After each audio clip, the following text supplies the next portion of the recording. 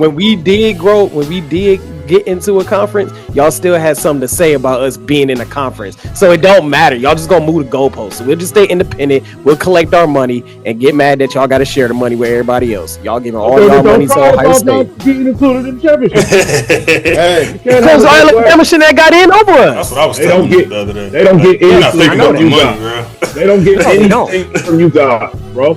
So when it comes down to Notre Dame or one of those other teams from either the ACC or the SEC. No, they got the ACC money. They got the ACC. I know. I'm saying, if it came down to, I don't give a fuck if it was Clemson. Like on a year, Clemson was good, and they had to pick out of you or Clemson. They're gonna take Clemson, bro, because they get a little bit of bread back from that. They don't get anything from Notre Dame. Can y'all sit here and admit this? That since when the fuck the entire Sun Belt conference is more valuable than Notre Dame football in and of itself? Flatline, make a master plan, watch it backfire.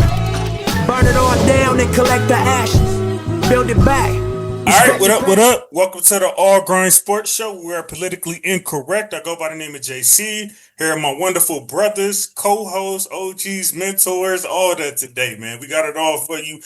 First off, just want to thank y'all for tuning in the way y'all have been, man. Thank y'all for getting us to our 1K downloads before the year end. If y'all remember, I said, man, let's try to run that up to 1,500, man. We got about 2-3 more weeks, man. Let's aim for 15 because y'all surpassed what we already tried. Also, thank y'all for giving us our highest viewed clip since All Grind Sports began, man.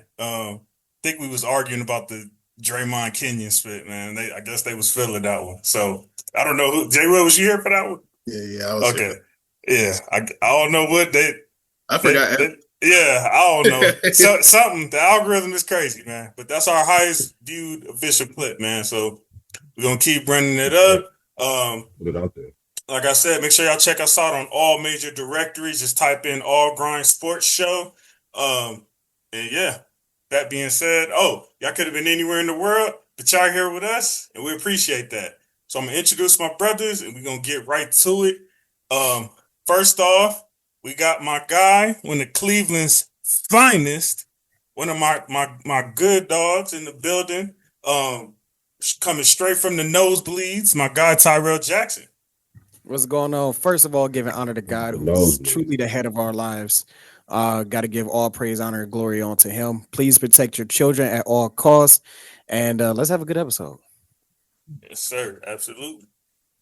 And then next up, yes, your eyes are not deceiving you. We got the YouTube sensation back in the building, Mr. Raider Ragu himself, man. The man who honestly needs no introduction. You said your eyes not deceiving you about me. I thought you was talking about fame, man. Oh, man. Nah, you ain't been here in a minute either, OG. We glad to see you, man. All right, you right. First time this season. Thanks for having me. And look, since Dre not here, niggas podcast third. Yes, sir. Y'all, we had a little late show this week, you know what I'm saying? But, we still made it happen, man. So I'm glad to see y'all, my brothers. In this next one, as he just said, yes, your eyes are not deceiving you again. You probably haven't seen him since last time we was covering college football. So he know what time to come around. We got the OG who got an immense amount of information and probably forgotten more football than most you niggas know. We got the big dog Coach Fame in the building. Peace, man. Appreciate you, man. Appreciate being here, man. That's what we do. Send the love, man. Tell somebody you love them. Absolutely. And then last but not least, we got the brilliant, the man. I ain't gonna lie. Honestly, young, old, black, white, blue, purple. This young dude right here, man, knows more sports damn near anybody I know. This is a literal encyclopedia right here. My youngin' Jay Will in the building, man. What's good? He is not lying about this. JC, I feel like I got a bone to pick with you, man. Oh, what I do? After that great intro, what I do? Look, a few weeks ago, I had made a post talking about the Bulls were 6-0. Also, how the Colts were 8-2 and how Ole Miss was like 10-1 or something like that. And then you and Isaiah was talking trash in my comment section. I had saved that post. So I'll be like, all right, bet. I'm gonna wait till the end of the season, talk my stuff, Then all of a sudden you see the Bulls back being the Bulls. The Colts have Phillip Rivers as a quarterback, which I don't even want to get into. But hold on, though. Lane Kiffin is gone. Hold on, though. You're not finna get on here and play victim. Because who was the one early in the morning, bright and early, when I'm on my way to the Rams-Colts game, and who was in the chat popping it crazy? This nigga Norman had to tell me, like, hey, Jay Will in the chat talking crazy. I'm like, what? So I go look, and that's what set all of this off. I didn't care about the Colts. I wasn't tripping off the Colts. Listen, I'm a changed person. I got humble, Sometimes you got to be humble, to get knocked off. Life comes at you fast, don't it? But we'll get to that a little later. Let me pull we got to talk about Phillip Rivers too. I know he might not want to, but we got to. My man got the Notre Dame stack on the wall back there. Yeah, I got the. That's what I like. Real authentic, baby. Yes, sir. You just Cleveland Brown. Yes, sir. Okay. Much love, all respect. Yeah, he wanted the Clevelanders for some strange reason. That's what's up. I was born and raised. That little leprechaun got a diaper on. You know what? That little leprechaun a diaper in the don't get me started, Ragu, man. They've been whining lately in the press. Oh my goodness gracious! Join a conference. No. Because when we did, and I put it in the group chat. I put it in the group chat when we did get into a conference. Y'all still had something to say about us being in a conference, so it don't matter. Y'all just gonna move the goalposts. So we'll just stay independent. We'll collect our money and get mad that y'all got to share the money with everybody else. Y'all giving all y'all money to Ohio State. Getting included in the championship. Because Alabama shouldn't have got in over us. Alabama shouldn't have got in over us. Listen. You heard what your little arrogant ass just said about the money, right? All right, since you want all the bread to yourself, don't cry when this happens. Because we got toilet bread over here. Hey, young fella, how my boy said, not so fast. And one thing about them so fast, they're not on the schedule as of right now today. We're not playing them next year. Hey, listen. Yes, young fella, not so fast. Did they take them off? Here's what I'm gonna say. Look it up. Hey, look, D. Here's what I gotta say to the young fella, and he's so right about the money and getting what he wants. Like you saying, join a conference, right? But young fella, listen to me when I say this. You're gonna do one or two things, and I've been here long enough, and I hope I'm here long enough to see. Are you gonna stand your ground? Or you gonna fold to the pressure? Jump on over there in one of them divisions, man. Where you my listen. I'm with you. Like, so if you had a division, James Madison and Tulane? Yeah, can y'all sit here and admit this? That since when the fuck the entire Sun Belt conference is more valuable than Notre Dame football in of itself? So they don't care about the value or no history anymore in this world and anything that's being done today. I think that all went out the window when SC and UCLA joined. Right. That was your prime example, Notre Dame. You guys better wake up over there because I know your bread is long and all of that, but I know you want to be included in the championship, though, right? You can't, And if you ain't winning ships, it don't matter. I agree with you guys. No, I'm saying I agree with you guys holding on to the NBC deal, wanting it because you were the first to do it. I get that. Start us off. Let JC start us off. It's history. So we're gonna start it off. They have officially dropped the top, I guess you could say the last 25 of the season. Which means we have our playoff teams.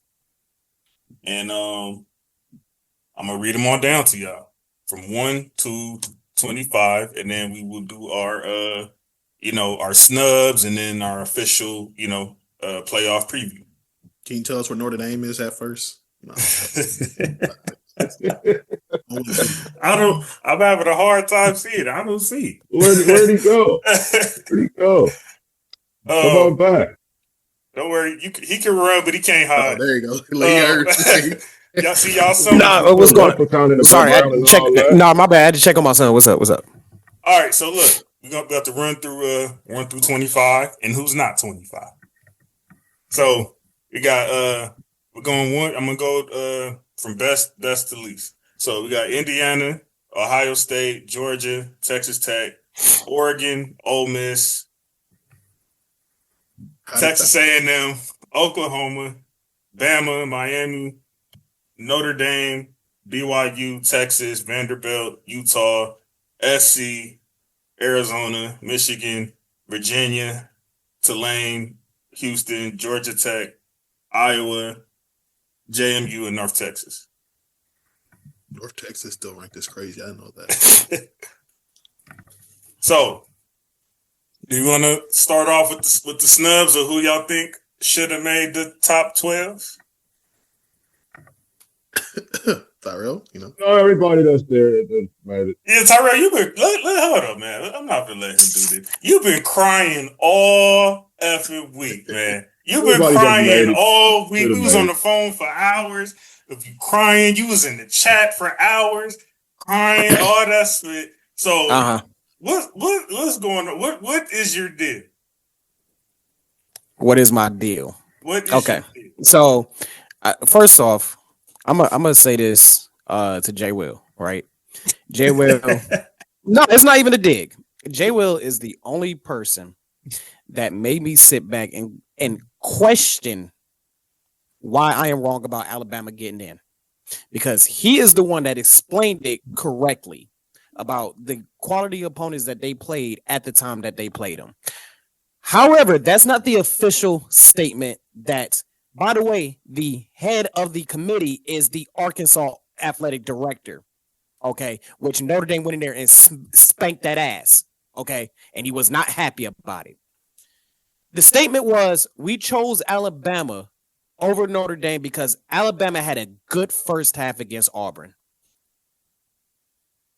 That's not a 5-7. Now, this is not me misquoting it. This is what he got on camera and said to the entire nation was Alabama had a good first half against Auburn, and that was a determining factor in choosing Alabama over Notre Dame.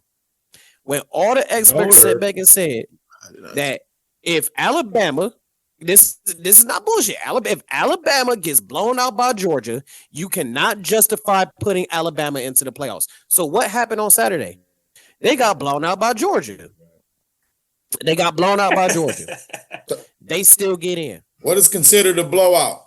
This is 3 touchdowns or more. That's a blowout. Listen. They lost by 3 touchdowns. ESPN. So why is BYU not in? And mind you, they also said playing in the conference championship. Of course. That are in the SEC. In the ACC. They get a kickback from them for being in the playoff game. That's what I was telling you the other day. They don't get anything. You're not thinking about the money, bro. They don't get anything from you guys, bro. So when it comes down to Notre Dame or one of those other teams from either the ACC or the SEC. No, they got the ACC money. They got the ACC. I know. I'm saying if it came down to, I don't give a fuck if it was Clemson. Like on a year, Clemson was good, and they had to pick out of you or Clemson. They're gonna take Clemson, bro, because they get a little bit of bread back from that. They don't get anything from Notre Dame going. So Notre Dame has to go undefeated with the little schedule you playing, or like you said, bro, join the conference, win the conference championship, and go on in there, bro. Well, and this is my counterpoint on the conference championship, right? Because they sat back and said, well, one of the things was Notre Dame didn't play this weekend. Well, Miami didn't play this weekend either. And I know you're going to bring up the head-to-head thing, and I completely agree with that. Like, I'm not discrediting the head-to-head. Like, nobody in Notre Dame is discrediting the head-to-head competition against the University of Miami.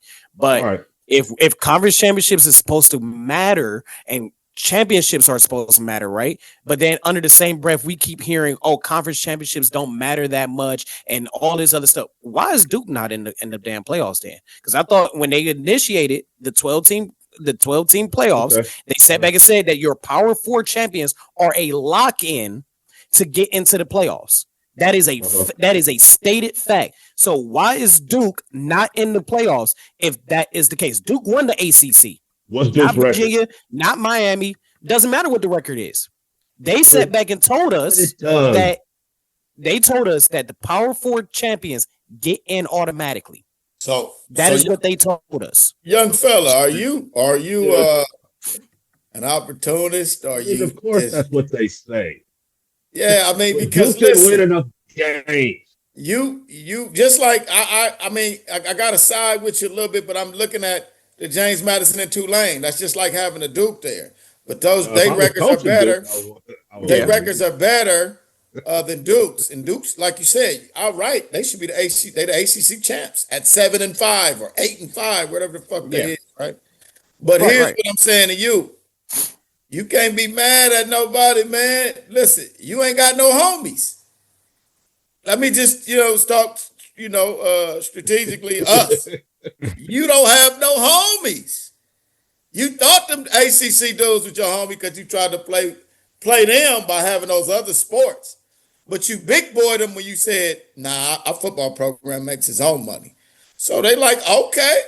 At the end of the day, don't be mad at Miami because Miami has nothing to do with it. They just slip through the door. That's they're not mad at Miami. We're not mad at Miami. We're mad at the ACC official because what ACC did was they kept replaying that game over and over again. They went on a whole campaign of why Notre Dame shouldn't get in whatsoever. So basically, that's what they're mad about. Basically, they just antagonize y'all and piss y'all off. Pretty much, yeah. So that's like the little girl at my son's school antagonized him. He told him to go get his little sister to whip her ass. You know what I'm saying? Mm-hmm. Like, there's not going to be 5 lost teams in the. No, it can't be a 5. No, it can't. Not up 5. Up until what Sunday? It couldn't be a 3-loss team in there. No, it's always a 3-loss Alabama, a 3-loss Georgia, somebody like that. They'll bump Texas out with all the bread they got. I mean, that's true. To a certain extent, you're right about that when you say that, right? Yeah.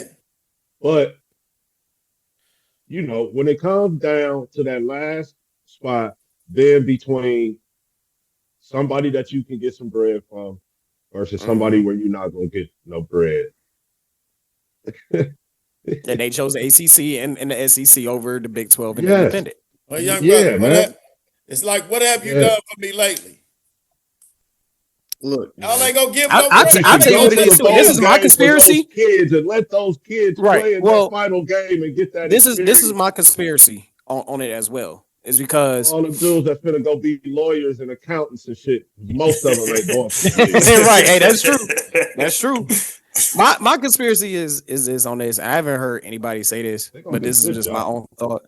Is that going back to last year when Notre Dame wasn't supposed to get in because they lost to NIU and they got in and then they weren't supposed to beat Georgia. They weren't supposed to beat Penn State and they ran the table up until they got to Ohio State. And I feel like a part of that is a punishment because they were not supposed to beat the SEC team. They were not supposed to beat the Big Ten team. They weren't supposed to do that.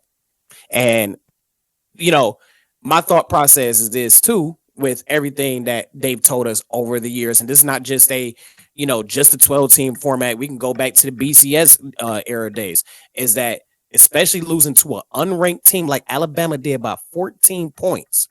By 14 points on their home stadium, losing to an unranked team that usually would either knock you out of contention. And I can say the same thing about Notre Dame last year because I didn't think Notre Dame was going to get in last year because we lost to an unranked team on our home stadium.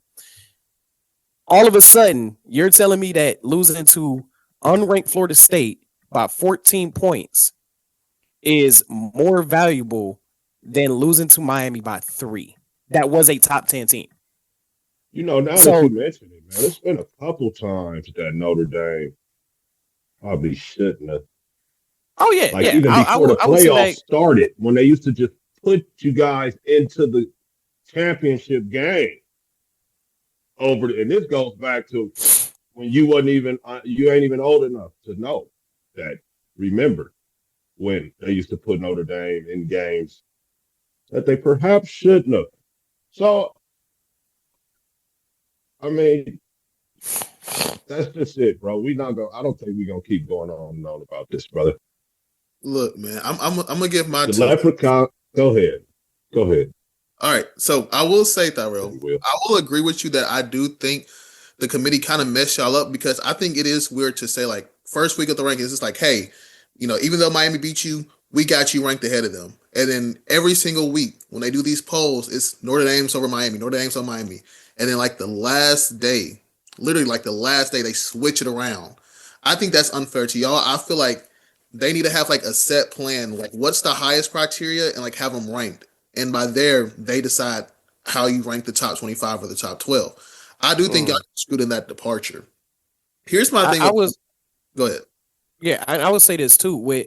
And this is another thing that has been drilled in our heads as college football fans. Notre Dame, whoever your school is losing to 2 unranked teams late in the season causes you a lot too. We've seen that in the past where, you lose to an unranked team in November, you're pretty much fucked.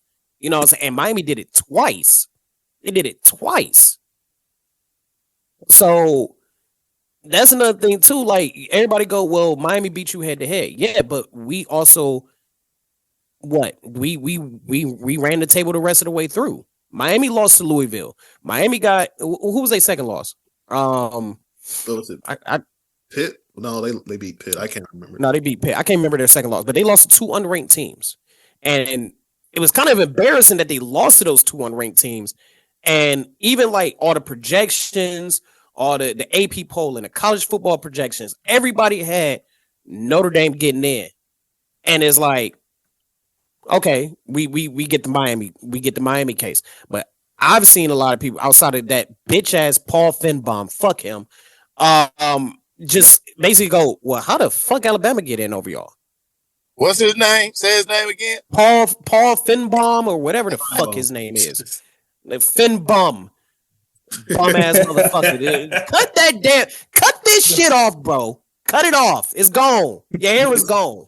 You know what's crazy? I got a book by him like right over there, and the book is titled "My Conference." Burn it. Your conference. He said, "Burn it." Burn it. But look, I will say, because first off, you was talking about Duke, so they changed the rule this year where winning a conference championship does not give you an automatic bid anymore. And I think this year shows why the most, because let's be honest, we don't need an 8-5 Duke team being a number 4 seed in the college football playoffs, because that's we don't need that.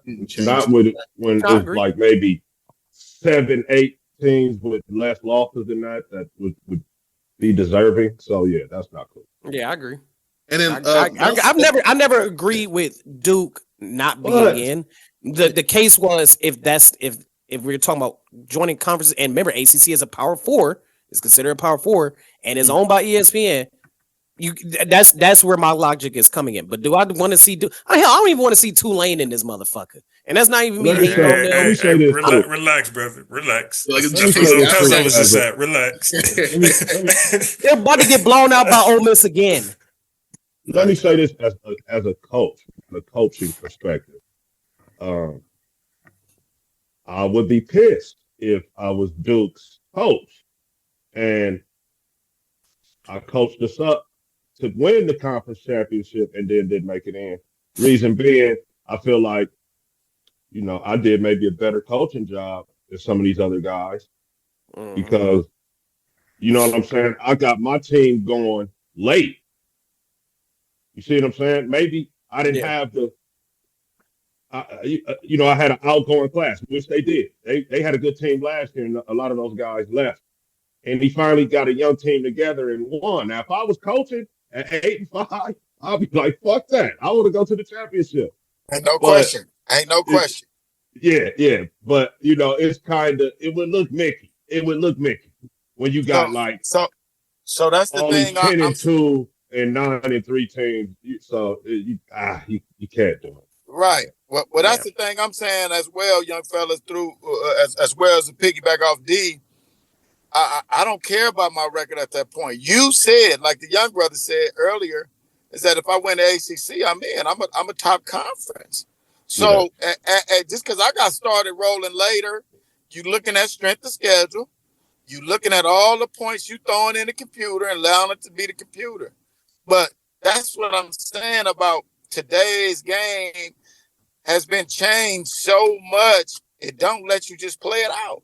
Because whether you guys are judging me on my record, my schedule, I got started late, and the rules were at the beginning of the year is that all of these conferences, if you win your championship, you get in. Miami ain't won this conference. You know what I'm saying? They didn't even play. Miami didn't win no conference. Alabama ain't won no conference, but they both in. So let's just stop saying all these rules. Let's just say we gonna pick who we want in this motherfucker. Let's stop playing with us. Pretty much. Stop playing with us, because it's like everything else in the world is a dictatorship. Yeah. And we get caught up in these moments and emotional and really have logic and facts and bullshit. Man, Uncle say, I say what goes. You don't say what goes. It is what it is, y'all. So, you know, we have fun with this thing. Let's continue to keep having fun with it. But at the end of the day, man, listen, man. Y'all know who moved that pen and who make this shit shake around this motherfucker. If all the people to say that you need 16, yeah, you do. And 16 for this year would solve Notre Dame's case. But, you know, then we just moved down to 16. I mean, to be honest, Ragu, even when they were the goalposts, when they were at 4, Ragu, you were suggesting that. You were suggesting 16 when they was at 4. So I mean, at first people wanted 4. At first people wanted 4. Then they wanted 8. Then they want 12. Look, they got 12. Now it's 16. The next thing you know, it's like put everybody in the top 25. Then the coworker of mine saying, "How about you just make them they're gonna be like basketball gets 64." Yeah, they change the rules every single year. Don't even play the season. Just how many conferences are there in college football? How many football conferences like are what? there? I think there's like 8. Yeah, 8 or 9. All right, now how many are there in basketball? Probably like 12. Shit ton. So if you got 64 teams in hoop, you got the smallest schools ever got action at going to the Natty, correct? That's a fact. Yeah. So that's what I'm saying, guys. They dictate because football is a bread winner from a coaching and administration standpoint. It is a bread winner. You understand what I'm saying? Don't know other programs. I don't give a fuck what school it is and where they located at. It's football. Football makes more money than any sport in America. Yeah. But you know what's so funny about the whole situation is that I don't even think the playoff thing is what bothers me the most. It's the NCAA calendar. What do I mean by that? Well, we have one team. We have 2 teams in the college football playoffs right now that does not have a head coach. 3 of them. Ole Miss does not have yeah. Tulane's head coach is gone to Florida, even though he said he's coaching, but players don't really like that. James Madison's coach is gone. I forgot where he's going to. So there needs to be a set rule where it's like, hey, you can't go hire those guys until the season is over because it's not fair for the teams like Ole Miss. It's not going to look good on social media because honestly, I think we beat Tulane because they don't have, they're not all that good. Cool. But we're probably going to get smacked by Georgia, mainly because the NCAA calendar has it set to where coaches can jump ship whenever they want to throughout the year. And now we're getting it's the Wild Wild West now. It's the Wild Wild West in the NCAA. I mean, what better is it when you got a governor firing a head coach that you don't know nothing about football? And that's too. They got the governor of Louisiana running LSU football. That is crazy to me. That's what? The governor of Louisiana controls the LSU football team. He's the person I thought that was a myth. That ain't that ain't no AI. LSU, oh my God. LSU is Louisiana's moneymaker. They pay Kim Mulkey, the woman that is true. down there. They're the big moneymakers. It's school, right? So it's just that's true. How college football is these days. They need to change something. There needs to, like NFL. You can't do that shit. Like you can fire your coach, but your coach can't jump ship. All that they need to have regulations in place, and they don't. They just now started to put regulations on the NIL, and now we're getting our players poached because of it. I got one for the young players to look up. See if the governor ever played football, including hockey. He did not. I bet you he did not. I can tell you right now, he did not. Hey, JC, look that up, buddy. Hey, JC, you laughing, huh? Louisiana governor. Hey, he's probably never even any level of football. He's probably never played football. He probably played like little Pop Warner, maybe Pop Warner. If that. Man, I don't not say that he's ever right when he was playing Pop Warner when he got hit. He played that hit. This nigga stupid. But my thing is, so I think college football really needs a commissioner because it's kind of crazy how every single year the playoffs is changing. The criteria for the playoff is changing. Coaches is jumping ships. Players are opting out of bowl games, and bowl games don't even matter anymore unless you need a national championship. Players are jumping ship mid-season. Players saying week 4, hey, I'm going to go hop in the transfer portal. Meaning like, they did change that. They changed that to where the transfer portal was like January 2nd now. Yeah, and now they have like 3 different portals. Coach, I got you. So he played wide receiver at St. Martinville High School in Louisiana. That's a low time. It's like 1A, 2A. he probably got on there like, hey, I would like to join the football team. Okay, we ain't got nobody. Come on. Exactly. It's like 12 to be honest though, in high school, people don't talk about that enough. I don't know about back in the day, but I know when I was in high school, there was really for basketball you had to try out. I don't remember you having to try out. We had tryouts in high school. If you wanted to be on the football team, the high school I went unless you just dead spit the bed and workouts, like I'm not on the team. You're gonna be on the bench, but you'll make the team. Like if you want to be on the team. So my high school is like nationally known for football. So for like me, I would have to try out and actually make the team because we won like 81 games in a row. Well, maybe it was the high school I was at. Maybe y'all are telling on how sorry my high school was they were bad at football, but like your tryout was in the weight room. Like if you did bad in the weight room, they cut you immediately. It was like, man, get out of here. Yeah. Nah, football kids don't be wanting none. So all the kids that volunteer to come, they need bodies on the bench, huh? Yeah. Yeah, even if we don't, play we can, help you develop, help you get stronger, help you feel more confident about yourself, make you part of the team, part of the family, all that. Because what happens in football, man, after your mama stops signing you up, right? In high school, mama don't sign you up no more. Nope. You gotta come sign up. Yeah, so y'all two are coaches. Like from y'all perspective, do you know what I'm talking about, or like is that a thing, or like did y'all actually try kids out, or like how, or did y'all just? I'm telling you, that's what I'm telling you. You own the team, son. As long as you keep showing up, you're on the team. Okay. And you cut yourself from where I come from. Yeah. Because here's what's coaching. See, and I'm glad you brothers mentioned that. A lot of these coaches are doing that, and some of you guys have experienced it. I see. Is that they look at you and say, "Oh, you're not good enough." Like you were saying, you got to go to the weight room. What the fuck the weight room got to do with your athletic ability on the field? Because what they did was and what they did was it was questioning work ethic. Like how hard do you how much that was their thing. But that's my point. But that's my point, coach. Like I don't like I remember a lot of niggas who was just able to they want to play football. They play football. With basketball, we heard about it that you got cut type shit. Like that was a thing. There was a list with about 11, 12 people. And that was that. In high school, basketball can only take 12 to 15 kids. Right. Mm-hmm. So definitely you might get 30 or 40 that comes out. If you got an enrollment of 1,200 or 1,000 kids at school, you're going to get a bunch of those. Well, football. Let's face it, basketball has a bit of a height requirement. Who? Height requirement. Right. I'm going to tell you something about my high school basketball team. They are. Yeah, they are. Everybody ain't just walking out there, Because let me say, Garfield Heights. Hey, D. Garfield Heights. Let's say what it is. It got a height requirement if you sorry as fuck. I was about to say that height will get you on the team for sure. Yeah. That is a thing with high school basketball. Just like not my team. Not Garfield Heights didn't play that. Garfield Heights is one of the best teams in the entire state of Ohio. They did not play that. Like if you did, they even told people they was like they even told people they was like, hey, if you get lucky to make this team, you might not even play, and you still gonna pay us to be on this team.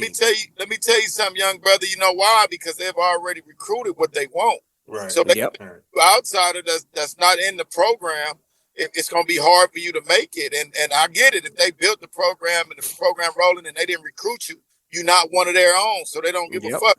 So you got to come in and really do some shit in the weight room or on the field and let them see that shit. You know what I'm saying? But here's the thing that I was getting at is that coaches are not coaching that. They want, it's like everything else. They want it to be brought to the door. They want the kids to show up. I don't want to recruit. I don't have to do this. I don't got, because the world is making us lazy with the phones, the apps, and now the AI, and stopping us from feeding our babies. Long story short, coaches gotta build a player. And D'll tell you, you can give me the sorriest motherfuckers, and I guarantee you, with 10 weeks in the season, we'll be competing by the end of the 10 weeks. That's how Pops is. Because I'm a coach. That's exactly how Pops is. You get up. I done seen them give him some sorry niggas before, and he got them out there competing for playoff spots. I think the team Ragu coach with Pops was a bunch of like first year kids or some shit like that. That might have been the season I'm thinking about. No, I coached Pop Warner for 3 years. I had the smallest team every single year, and we made the championship every single year because I instilled that work ethic into them. Like you're right, coach. Like these coaches who want you to be extremely talented don't want to develop these guys. Don't want to. They want you to have the raw talent and you know, the prime example is Derrick Henry. Like when Derrick Henry went to Alabama, they asked him to pick up a pass block in practice, and Derrick Henry looked at him and was like, I don't know what to do or how to even, you know, he was like, I don't know nothing. It was like, they just gave me the ball and told me to run. So Saban was like, okay, well, Saban even said he personally coached Derrick Henry on how to pick up the pass rusher when they're blitzing so he can be a better pass blocker. That's why Derrick Henry is so good at pass blocking now because he was coached. But initially he was just told, here's the ball, run. Wow. And that's a problem with some of these quarterbacks. That's a problem with these why do we always hear these quarterbacks don't know how to read a defense? Because they're not coached to read a defense no more. They just want you to get the physical tools down pat and see if you got the natural athletic ability to make plays to make them look good. And when I don't give a fuck if it's Pop Warner High School, whatever it may be, I coach Pop Warner. I did not do that. I'm like, I'm going to get the best out of you guys if you freaking listen. If you listen, follow what we're going to do. I'm going to get you the best at reading defenses. I'm going to get you the best at making play calls, at doing everything that you need to do to succeed. Add the runs. Because we didn't have enough kids to split everybody up. Like, we didn't have enough, to split all the kids up. So I had got like the 6, 7, and 8-year-olds. And while everybody else got the 10, 11-year-olds. And I was still running through the damn league. We gonna coach. We don't need a manager, nigga. We need a coach. I will say this though, Tyler, because I got a little topic, whatever.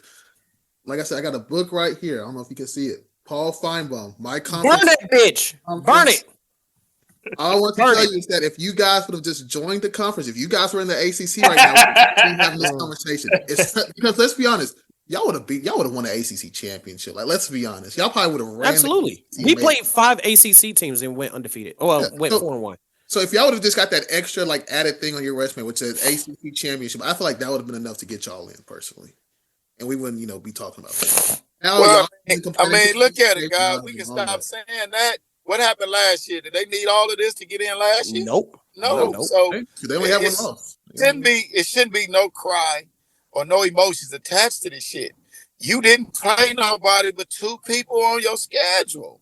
But now, stop it. I get it. You Notre Dame. You the Dame. You the shining gold Jesus. At the end of the day, dog, line it up with people. Stop playing bullshit. People don't care about that. But now the problem is though, Fame, that now you have Notre Dame running to the college football committee, and now they're trying to make a rule that says, hey, if Notre Dame finishes top 12, no matter what, doesn't matter who goes over, who goes under, they are to lock into the playoffs. And now other teams are saying, hey, okay, we're just not going to schedule Notre Dame then, just to make their their schedule weaker. That's actually happening. So now we're in a weird position where Notre Dame. That's when they got to start paying niggas to play. Yeah, or you're gonna have to start playing some of these institutions like $1 million just to go play at Texas A&M. Give Miami $1 million just to go play them, because a lot of teams don't like how NC is getting basically babied right now, just because they didn't make it. Even though I feel like BYU should have more of a case than they need to make it. I was gonna ask that too. So other than Duke and BYU and Notre Dame, is there any other notable snubs for y'all, or is that? I mean, it's BYU. That's it. It's BYU. Yeah, easily. Just them two. Those two. Nobody else has a legitimate. People can say, what about us? But nobody really has a legitimate claim with them two. Yeah. And then before we get off the subject, and I hate to say this because I hate giving y'all credit. I'm not gonna lie, Coach Fame. USC, they got the #1 recruiting class this year in football. Yep. Finished this season ranked number 16. They probably cooking something over there. See what that goes with. They look. Hopefully they can keep Lincoln Riley there. Well, it's taken us a while because I don't even really want to get into it too much, but they had, some lawsuits and shit that was paying out over there. Shit, basically they just need the defense and have a defense. And the NIL money wasn't there. It wasn't really there. But it's back. I said school like USC should have money, should they not? I think they wanted like the they had a situation with a doctor or something over there that I don't think you need to explain anything more. Yeah. Doctor, college. Yeah, I don't want to go too much into we know. Yeah. It was more than one lawsuit, and it involved a lot of money, bro. So that tied things up for a minute, but now I think they're on the other side of it now. So you should see some, when it got to be a money thing, guys like Fame and myself, we smile because we know if it can be bought. You can come to LA. Come to LA. You can sell that easy. Come to LA. We gonna compete. We looking forward to hopefully. I know my guys don't really like Lincoln. I got a mixed bag of opinion on Lincoln and how he coaches, but guys wise, we should be right back. Where we were and I don't even like mentioning the Pete Carroll era. That shit was a long ass time ago though. But when it was just guys all over the field, those type of days. So yeah, and forget that's you the reason why Lane Kiffin at LSU right now. But who is Petey? That was one of the two reasons why Lane Kiffin's at LSU because he told Lane that he should probably go. Yep, that's a fact. Yeah. Hey man, you got to go get the man. Let's cut. Hold on, Jay. Well, let's cut the spit. $90 million is why he's at LSU. Like, why is everybody skating around that and having all these think pieces and all this spit? Because it was the $90 million, nigga. Okay, so look, first of all, Ole Miss matched that. Florida didn't. That's why Florida was clearly out the picture, right? But Ole Miss fans' issues with Lane Kiffin is that at the last month or so, right? He sat here, trolled the entire month on Facebook or on Twitter. Yep. He goes on post-game interviews and he just kind of turns down Ole Miss, avoids questions, which, that's fine because, if you wanted to go, I'd avoid questions too. But during those questions, he was talking down on Ole Miss. He was talking down on the fans, on the university, all of that. And then he comes out and makes it seem like, hey, I'm sticking here for the long haul. And then reports come out and says, oh, his family is going to Gainesville today. Oh, his family's going to Baton Rouge the next day. So then we're all kind of looking at Lane Kiffin like, okay, Lane, you said you was in it for the long haul. And then he goes back to I love Ole Miss, just kind of avoiding the question. And then now, obviously, we have the situation now where we don't have a coach in the playoffs. We're kind of just left for. Well, y'all don't have a coach in the playoffs because y'all didn't want to coach in the playoffs. To be fair, he shouldn't coach in the playoffs. If he's going to, I'm just saying. But no, you said that. If you are going to leave us for our biggest rival, why would we let and why are you trying to poach people in the park? Because that's what's going to happen. In the meanwhile. Exactly. You can't blame that director not bringing him back. Yeah, he got a whole nother. Jay Will. You forgot to mention when he called out that rapper down there and try to confront him about that diss track that he made because that I don't know the rapper's name, but he made a diss track about Lane Kiffin about all the trolling that he was doing, and after the Egg Bowl, he freaking confronted him on the field. About you saying shit about me and all this other shit, and then you fucking leave anyway. I'm glad you said that. So first of all, that was a reporter. I used to work with him. He's an asshole, but that's another conversation. But he basically said you can't turn a hoe into a housewife, and referring to Lane Kiffin about that. And I guess Lane Kiffin heard it. He got all of his feelings, and then he proves why you cannot turn a hoe into a housewife. It's a housewife. Yep. Yeah. Yeah, Lane told him something, didn't he? Sure did. Then left. Yeah. So Lane told him, I can show you back here better than I, you know what I'm saying? Which I can't blame him for that because I ain't gonna lie. I feel like as a man, it's certain things you should not say to another man. I feel like at that point, That's true. So, you know. Hey, man, I didn't know Lane had it in him, but he's a tough guy. Oh, he's an awkward guy, but I don't know, man. Nah, you know, when you come down here to South Central, man, get a little drink of this water. Buddy, look at here. You'll find yourself, especially if you come down here like on Gramercy, you know what I'm saying? If you find yourself on Gramercy in Florence, you know, I'm telling you. Hey, D, I'm in the old stomping grounds. You know. Yeah. Yeah, I'm right here on Florence. It look all warm, sunny, and it's dark and cold over here. I am so Hey, but that serves you right. All that shit you be talking about I'm the so on the block. Right there and tell my guys. I said, what's happening? D, I'm on the block, man. All right, let's get into this. Let's get into this. This bracket preview, man. So we'll go Bama and Oklahoma first. Oklahoma. Are we looking at spreads and stuff like that? Or are we just saying like, you know, Oklahoma? Well, because it's first round, huh? So this is not. What y'all think, man? Should we go? This is not edition or Oklahoma. Don't matter. Oklahoma. This is not Nick Saban's Alabama. Well, no. We'll just go. We'll go straight up and then because we're gonna do an official championship prediction anyway. So y'all got Oklahoma for this? Everybody or anybody got Alabama? I got Alabama. I'm still not satisfied with John Mateer. He's been playing injured most of the year. I do understand that they did beat Alabama at home, and I get that. But at the same point of time period, I can say, hey, just because they beat Alabama 3 points here doesn't mean that Alabama can beat them, you know, on a neutral site. So I think right now, if Alabama is healthy, I think they can learn from the mistakes from the first time they played Oklahoma, and I think they can beat them. Do I think it's going to be a blowout? Definitely not.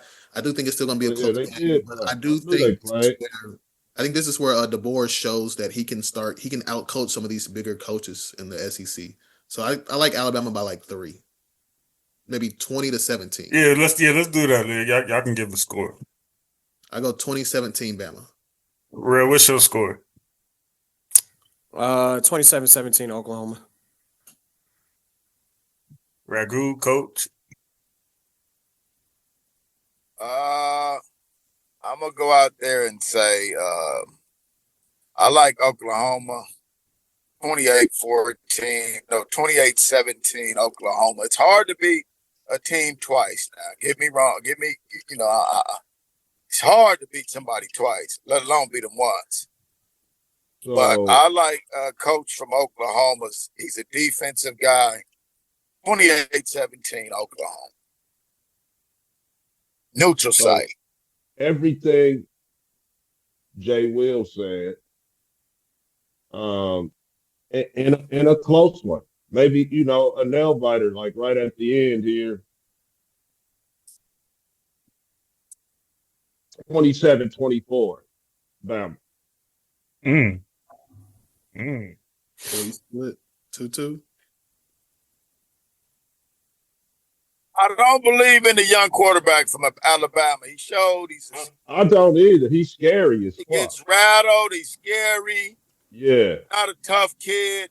He definitely gets shook back there. I think that's why the defense has to win it for Bama, not the quarterback, because Ty Simpson has shown that when he's blitzed and he's under a lot of pressure, he tends to make bad mistakes with the football. So I think it has to be the defense that wins.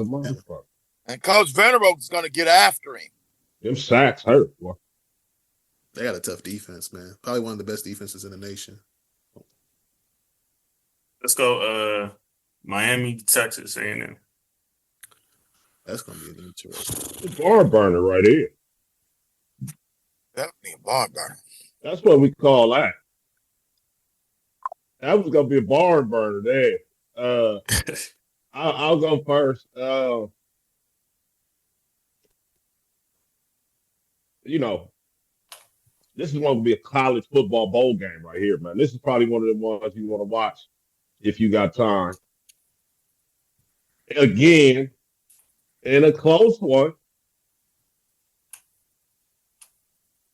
in a close one, 26-28, A&M. I'm gonna jump out there second, and I love A&M here. One of the highest paid defensive lines in college football. I like everything they're doing. Long as the coach don't get tied up in the booth that's calling the plays. 42-35, Texas A&M. I think kind of similar to like what Coach Fame said. Texas A&M's coach, I believe his name's Mike Elko. I think he's one of the more underrated coaches. I feel like he doesn't really get the credit he deserves because Texas A&M always had that little stench where it's like, okay, they can have good teams, but they're always going to mess it up. Like during the Johnny Manziel area, when Johnny Manziel is the best player in college football, and they go 8-5 and 9-4 because they have a few slip ups. I feel like that's not Texas A&M's identity anymore.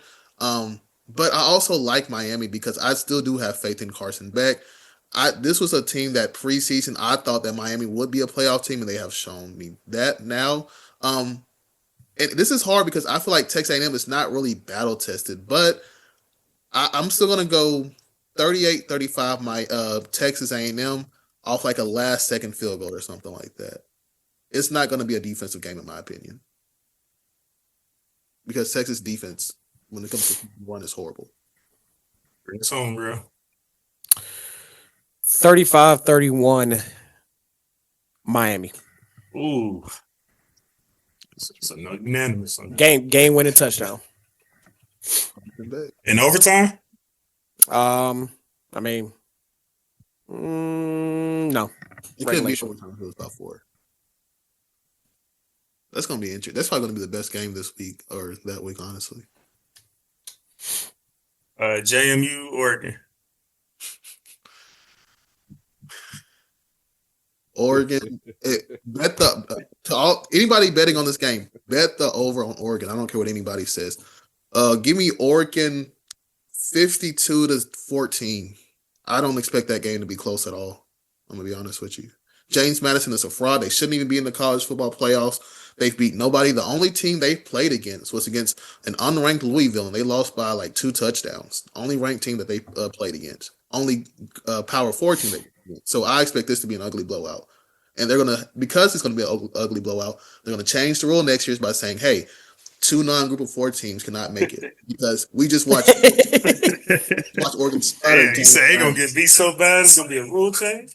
Yeah, it's going to be disgusting.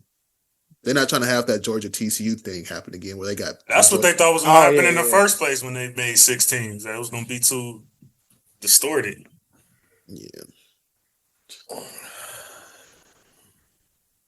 I mean, once again, if from a coach's standpoint, if I wouldn't 12-1, say, Will, I don't care what y'all talking about. You could be mad. I mean, you know what I'm saying? You can be mad all you want. We were 12-1, baby. And with that said, all right, man. With that said, they probably gonna beat them about. Damn, what you about to say? Oregon. I got 45-14. Too close. Oregon. something like that. They're gonna get out. It's gonna be ugly. But they went 12-1. Man, this should be a forfeit. Nah. All right, y'all talking like that. Nah. I'm just fucking around. From a coach's standpoint, I'm 12-2, man. I'm gonna gas my guys up. But here's what you guys are forgetting about. It's called the portal. The portal. That's why Nick Saban got out of football. Because guys are even. No matter what my school name is, it's the quality of the talent that's put on the field. And them dudes ain't 12-2 for no reason. Right. So I don't care what league they play in. The portal, again, has balanced out physical bodies across the nation.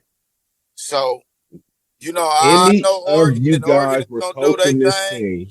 So I'll put it up there with, like D, I'm kind of like with that same score, 42-14 or 55-14, something like that. Basically, a lot to a little. Yeah, Oregon is too much for regular teams. Right. So we'll see. Here's what I want to say to you young guys too. We're gonna see what the portal really means, or is the talent really spread it out, or that they hire these new managers, as they call in college football. They got new managers that they manage the team, like they bring in the players or help bring in the players that the coaches go out and recruit.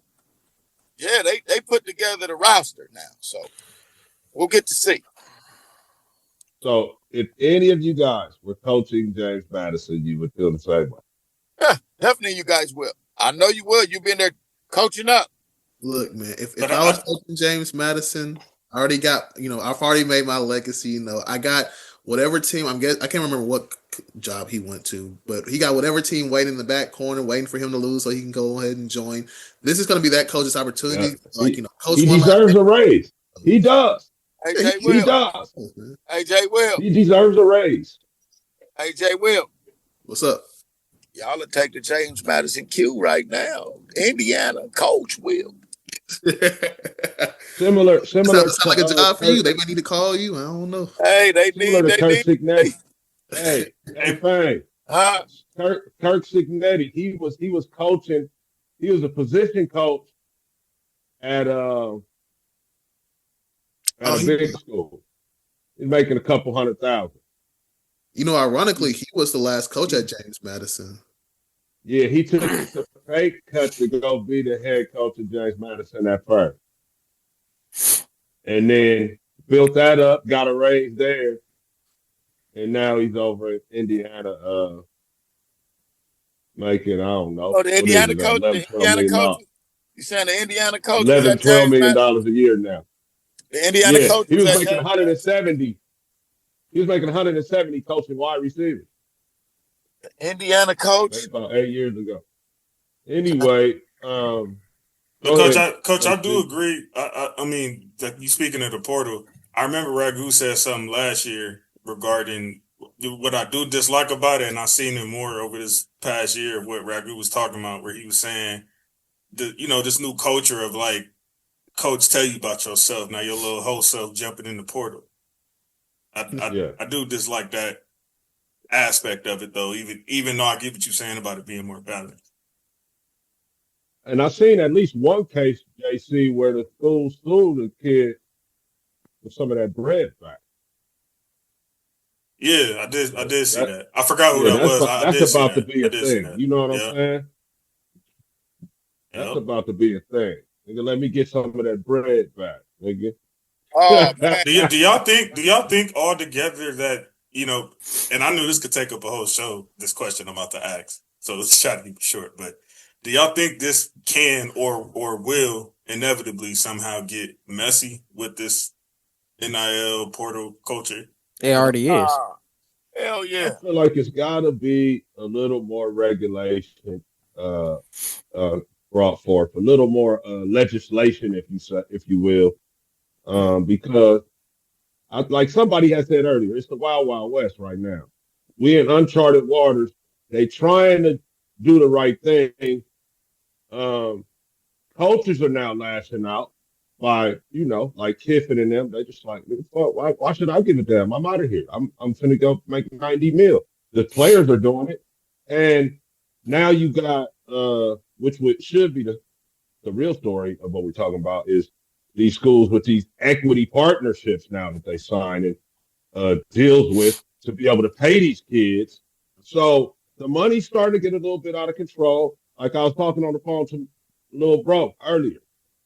In a minute, bro, why are kids going to even want to go to the league?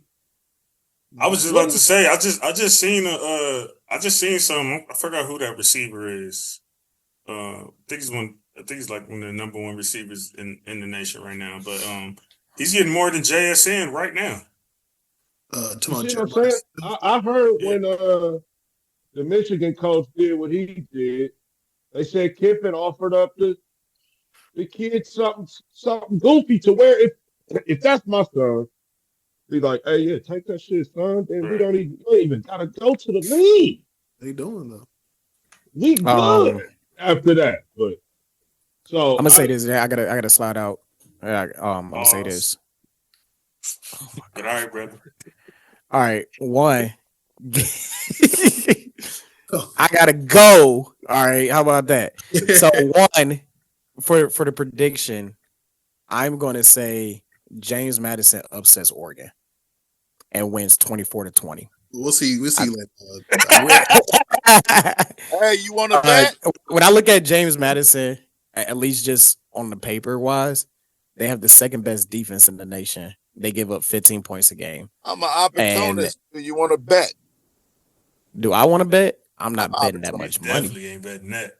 That's free money. That's free I bet 10 on it. The band on I bet 10 on it. Bet. It's free money for you. That's free money. I bet 10 on it. Coach Fam, you $10 richer, man. All right, one more. Hey, we're gonna leave y'all one more, real. So you choose before you leave. Ole Miss and Tulane. And watch your mouth. Watch your mouth. Belt to ass. Ole Miss puts belt to ass on Tulane. Matter of fact, they'll score more points. They'll score 55 on them. They'll put a 50 burger on them. Yeah. We'll catch you later. They'll put a 50 burger, but this nigga Oregon won't. SEC shit. All right, who y'all got, man? What's the score looking like? They're gonna overwhelm Tulane. To the tone of, it could get a little ugly. It could get a little ugly, perhaps. But this is the one I'm gonna say is gonna be a little closer than people think, and one of those kind of ones where they're gonna score in garbage time and make it seem a little closer than it was, and it's gonna be a 35-21. Ole Miss. Ragu, I kind of agree with you that it'll be closer. Yeah, I mean, I feel like people have to remember, like, Kiffin is the offense. He's gone, so we don't have that same offensive coordinator anymore. It's still in place to some degree, I would think, right? Yeah, but not to the extreme. Like, we beat Tulane 45-10 already in a regular season, but because we don't have that, offensive firepower, I think that we'll still win, but it won't be as high scoring as some people expected. I'm leaning more towards like 34 to like 17. I think we still win, but it isn't going to be a pretty win. Yeah. Coach? Man. Jeez. Another lopsided game, man. And I ain't gonna say lopsided. I'm just gonna say with the portal, man. Sheesh. No Lane Kiffin. Players got a lot on their mind. I think this one might be a little closer than people expect. When you shake up a team like that, it fucks up some shit. So I'm gonna go because Ole Miss still got the talent. I'm gonna say 35-21. And winner of this plays Georgia, right? Yes, that's what I said. Right? That's gonna be tough, but we already played once this year. I don't want to play them boys again, but it is what it is. And either the James Madison quarterback or the Tulane quarterback goes to Indy. How everything looks right now, can I get y'all a national champion prediction? This would be a real skeptical jump. I need to see this first week. I mean, both teams ain't even playing first week. The portal has me, the teams that's kicking it. Remember last year, all four of them niggas got popped. Yeah. I feel like this year it's no just like clear winner or like clear favorite. I like Indiana, but if someone twisted y'all arm, man. Yeah, like some of the offenses check at Indiana, Ohio State. I'm not sold. I know people like to talk about that defense. I ain't really playing no dominant offense, really, if we're being honest with you. I like Georgia right now. if I had to pick a team, I think Georgia will win it all. I mean, the way they beat Alabama, the way they kind of beat Ole Miss at home. I can't remember what their loss was against, but that team is a really tough team, man. I don't know if I can see anybody beating them. Especially, I mean, they have everything working in their favor right now. I mean, they got to play Ole Miss or Tulane, and those two teams are looking deflated right now. Georgia? Yeah, Georgia to win it all. Hey, man, that's a good smash mouth team there. They play They play old school football. They get under the center. They go shotgun. And they run that ball. They throw when need be. And that's what I like. They're just not up there throwing the ball down the field all game long with the game long as fuck. They get you. You either gonna get it, and you can't make as many mistakes against Georgia, so you got to score. But I've seen some holes in that defense, so I think they got a good shot. But I'm not just saying it's Georgia that strong or more to where they could just run the table. Well, right now, I'm going to stay with the momentum. And I think the momentum is in Bloomington, Indiana. Yep. You know how crazy they won a national championship. This guy has done a fantastic job, Kurt Cignetti. I'll say his name again. And they kind of riding the wave right now, man. So if I had to pick today, I'm gonna say the Hoosiers. And like, it was so crazy to me too, because he's only been there 2 years, and he turned that program around immediately. Mind you, it's not a football city. That's a basketball state. They don't even mess with football like that. So for him to go in a place like Indiana, first year, it's like, hey, okay, we're gonna go 11-2. Second year, y'all counting us out. Okay, we're gonna go 12-1, and we're gonna beat Ohio State for the the conference championship.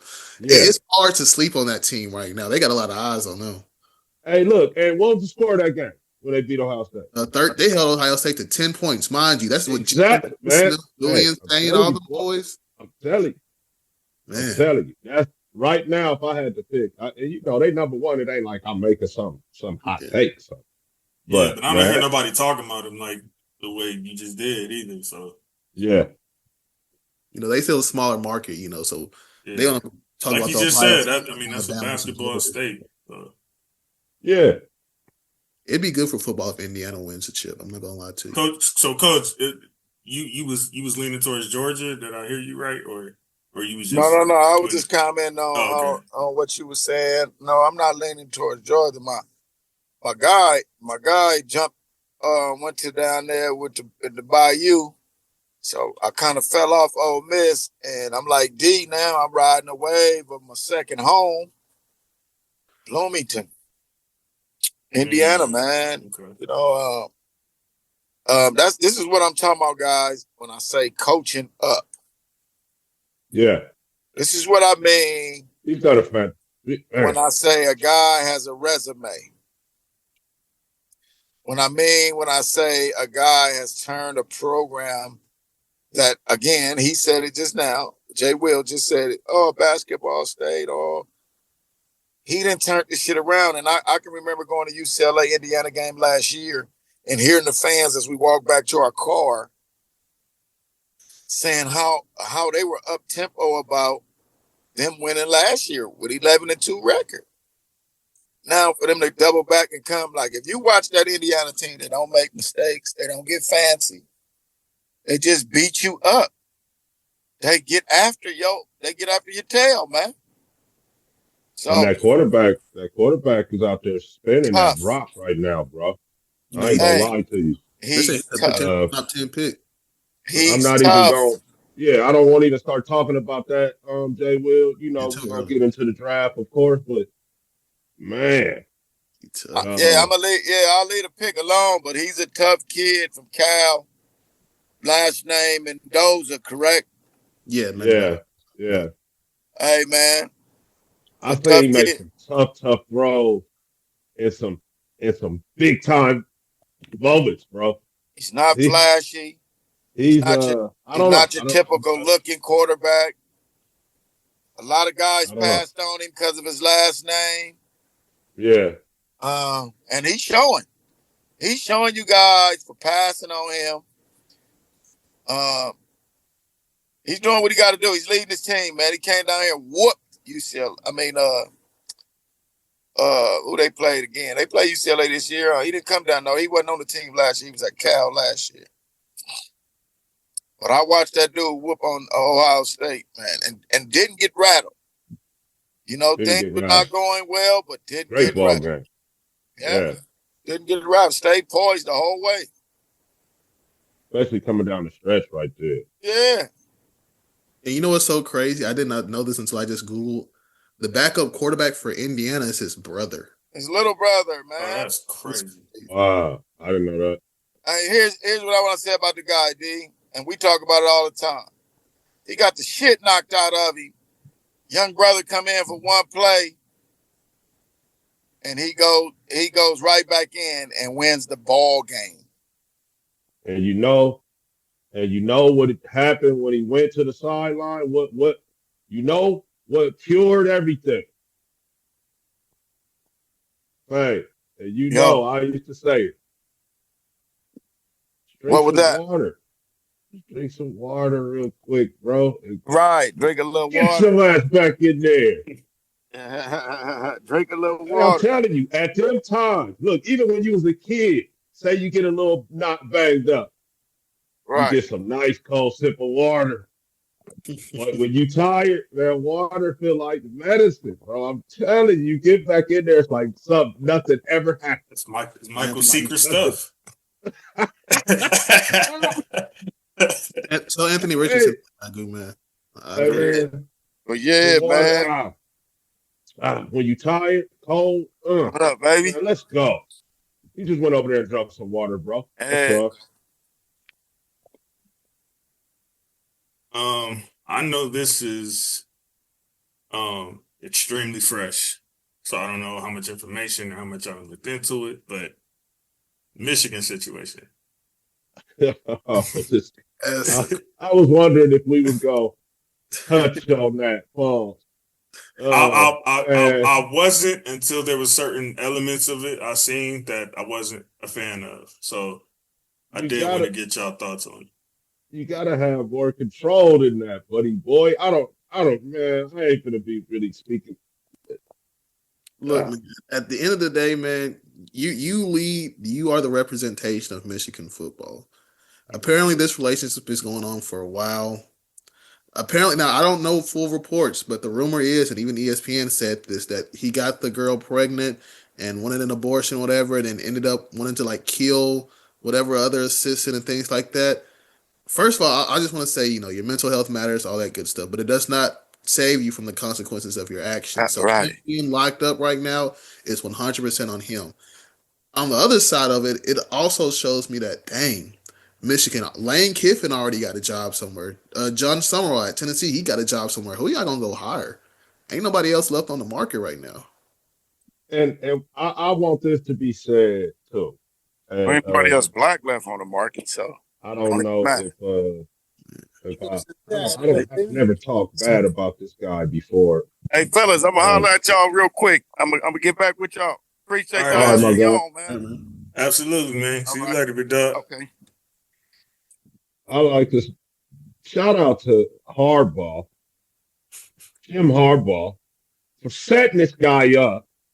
You feel me? They say they don't, have a lot of black coaches or whatever, and they don't. It's not. I said that shit like they say. They don't. There isn't. Harbaugh sets this guy up, bro, and then for him to basically piss down his leg and piss the whole thing off is a disgrace, man. And but just shout out to Jimbo, man. He's a real one. A lot of people talk the talk, but the man with the glasses and the khakis walks the walk, bro. He didn't even broadcast that. That got out, but he didn't put it out. You know what I'm saying? That he set the contract up like that. So he's a real. Hey, and Ragu, I can attest to that, what you saying as well, with what I've seen with my own eyes of being at the Chargers facility, the last year or so, and seeing all these ex NFL players who was chilling. As soon as he got the job, hey, what up? What you doing? You trying to come over here? What up? You trying to come over here? As y'all seen in the reports that he called Cap at one point. I never found out if that was 100% true or not, but I 100% believe it because he called a good chunk of that squad that he had to come over there and help coach at the Chargers and got them jobs, got money in their pocket. One of them that one of my cousins has a personal relationship with. I forgot his name. He was like the safety for the Niners or something back then. But me and him ended up getting cool. And Harbaugh called him like, "Hey, come on over here." So 100% Ragu. I've seen it with my own eyes that he's a real one and he be taking care of. And look, this thing, JC, you come in, you get that good health care restarted and all that. You know what I'm saying? Right, absolutely. It's more to it than just surface shit, man. This dude is a real one, man. I just wanted that to be said.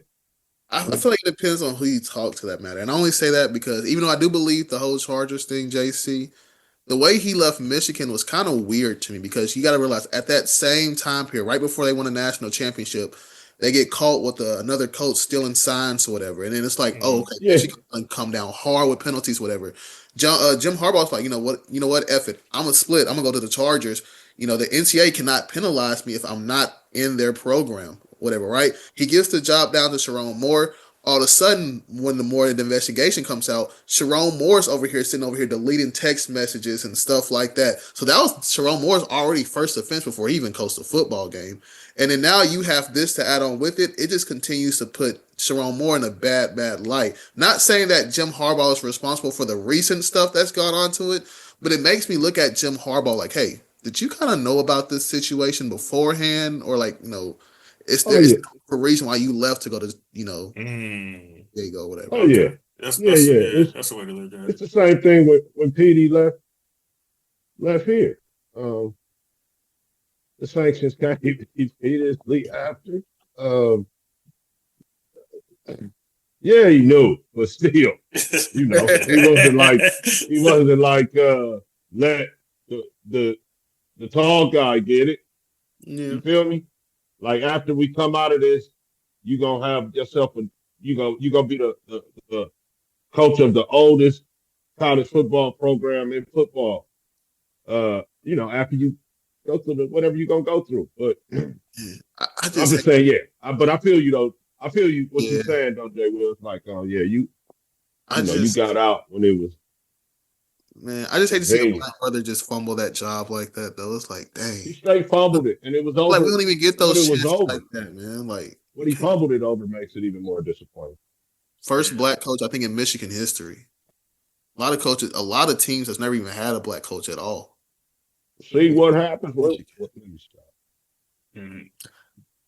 My issue, and Jay Will, I didn't know about the assistant coach situation. I heard something about him going to the house and threatening him to unalive himself or whatever. And who knows what the situation was regarding him and her? Ain't no effing telling. You talking about a nigga and some broads, especially a broad that young. And that is true too. Gotta see more information come out.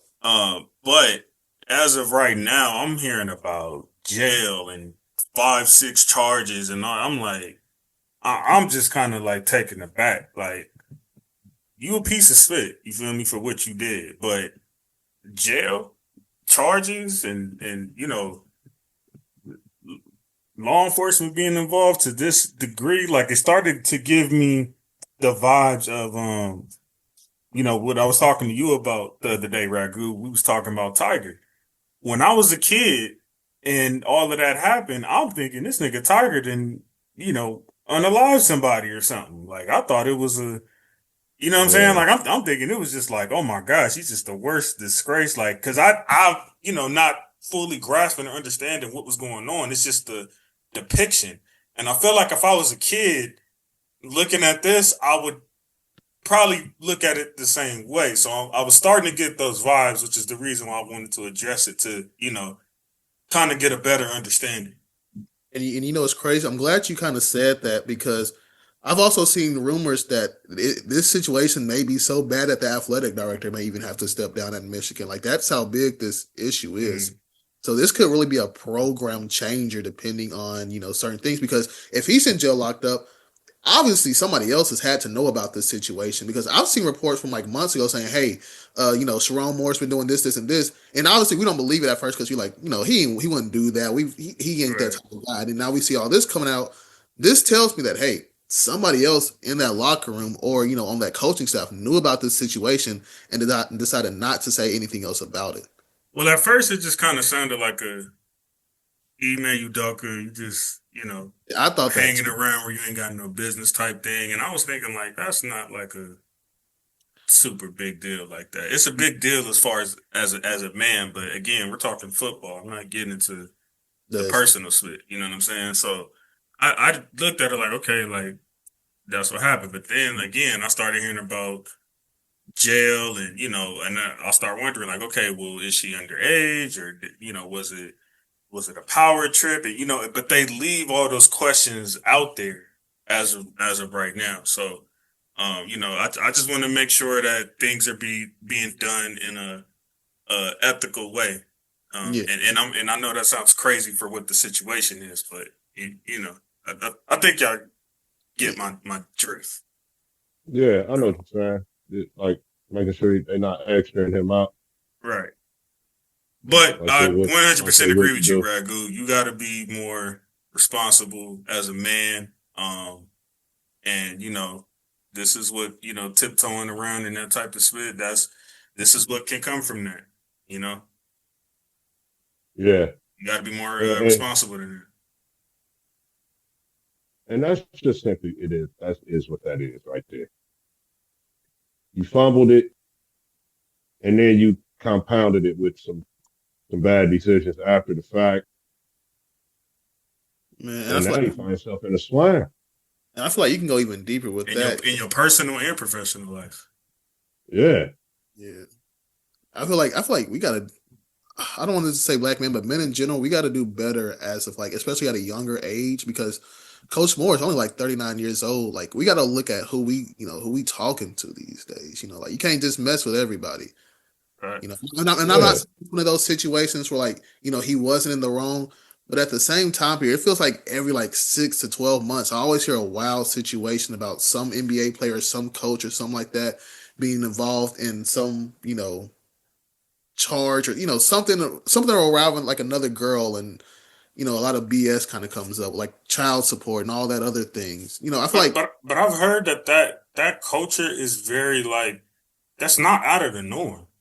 It's just sometimes when it gets out there, it's a big thing, but like those situations happen all the time. And I think that's why nobody thinks nothing of it until it's time to think something up. Yeah. And I just wish we would, But that's why we need more Ragus and Coach Fames and veterans on teams and in locker rooms and stuff like that too. That's another thing. But we'll leave that there and allow the due process for that to take its toll. Prayers for everybody. Yeah, a lot of times it don't end up being as bad as it was seeming. Yeah. Hopefully, this is one of those. So, Jay Will, man, let's talk about the y'all situation, man. We're not gonna do our normal recap like we usually do. Just some key games, key moments, and we'll get up out of here. Yeah. But yeah, talk to us, man. Y'all were sitting at what, 7-1 or 8-1? 8-1. 8-1, and here we are a few weeks later, and no quarterback, not the number one. Not only not the number one in the conference, not the number one in the division. And you lost who was seemingly to be your quarterback answer for the rest of the season, minimum. And you guys bring in a 44-year-old grandpa as a, I guess, temporary replacement. What are your thoughts? I talked to my boy Kenny last night, the other Colts fan, and he He was doing it. He called me everything but a child of God because he felt like I was antagonizing him. But yeah, what's your thoughts on? You know what's crazy? I always look at the Colts like, I expect stuff to happen. Like, we're bound to have something bad to us. But like, for us to be like this, like if I was in a coma, let's say I was like in a coma 1 month ago, and I wake up today, I'm gonna be thinking like, oh, okay, the Colts are 12-1 or something like that. Oh, we got Sauce Gardner. And you got Sauce, yo. It was y'all went all He's like in. no worse than like 9-3, 10-2. Yeah. And now Sauce is on the IR. We don't got a quarterback.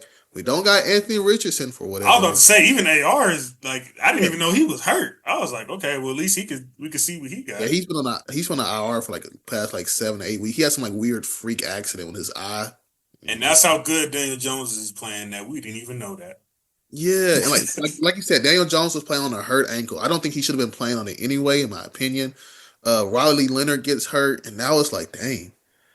You look at that quarterback room, ain't no quarterback in that room. So right now, our only situation, for some reason, instead of going out and just, paying a quarterback for like veterans minimum, like, Ryan Tannehill could have been still out there. Like, I can't even. Heineke. Yeah, somebody like that. But no, we go out and we sign a 44-year-old quarterback who has not played since Julio was in Atlanta. Like, you know how crazy put it like that. Ben Roethlisberger was still in the league. Like that, that's crazy. Right. So like to me, it's like, one, what are we doing? Secondly, it's also like we're 8-5, y'all. We don't got time to be affording to like losing some of these games because we decided to throw out Rivers, knowing he's not in shape. Obviously, he's 44 years old. He stepped away from the game a long time. What do you expect out of him? So at this point in time, I'm kind of like.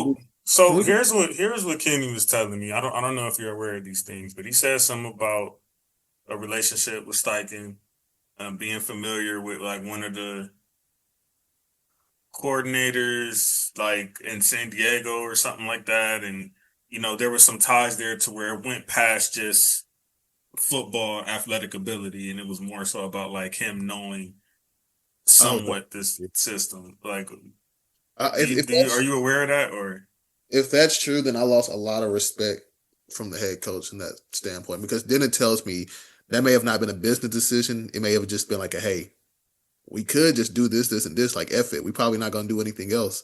Why not just put them in there just to see?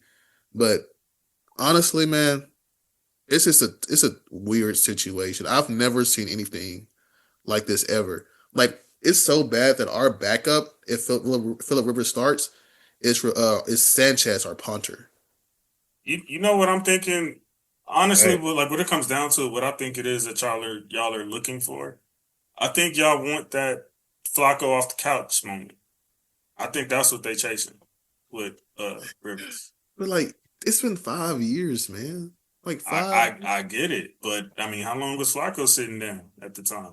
It wasn't 5 years, but I mean, it was some years. Like, he didn't like unretire like 5 years later. Not playing football or anything like that. I just think that's what the Colts are chasing, to at least give them some type of chance to possibly, do what Flacco did and go like 2-2 or 3-2, whatever it was that he did that year, and sneak into the playoffs. Honestly, man, I'm sorry, Ragu, we had a 97% chance of making the playoffs at week 10. If we don't win another game or two, which kind of keeps us out of the race, this may be like one of the worst seasons as a Colts fan that I don't think I've seen this with any team before, to be honest, where you start like that. And I know the Eagles a few years ago, but they still made the offs. The only time I remember a certain situation that's not involving team record is when Tom Brady was suspended. Jacoby Brissett got hurt, and then I think Jimmy Garoppolo, who was on the third string at the time, got hurt as well. And it was kind of like they didn't have a quarterback, panicking. That's the only time I've ever seen anything like that.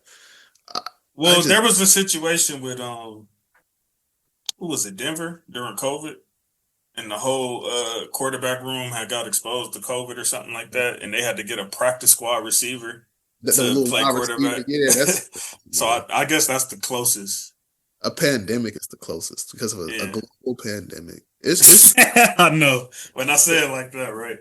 This is why. What is it with y'all, bro? Why have and Ragu? You can chime in on this too from your perspective. Like, what has been the problem of why y'all just can't simply like find y'all competency at that one position? Like, it seems like everything else is always intact.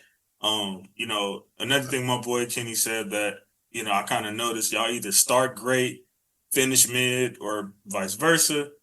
But it's always something about that quarterback position that is just like, ever since Andrew Luck, y'all ain't had no luck at that one position. Like, what is it from y'all perspective that y'all have seen to where it's like them not getting it right? Is it truly just like just bad luck of the draw, or is there something to point out where it's like, nah, like this is on y'all for this? Like, you want to go first, Ragu? Yeah, I will. To their credit, because are you asking me about the Raiders? Well, I'm saying from outside looking in at their situation. Okay. What's your... To their credit, when they were not, when they were that bad of a team to where they was able to get the pick, they did get the right pick. Yeah, okay. Right? It just whatever happened, and he ended up retiring. But after that, they get kind of like the same kind of thing that was happening to the Raiders for a while, for the last few years now.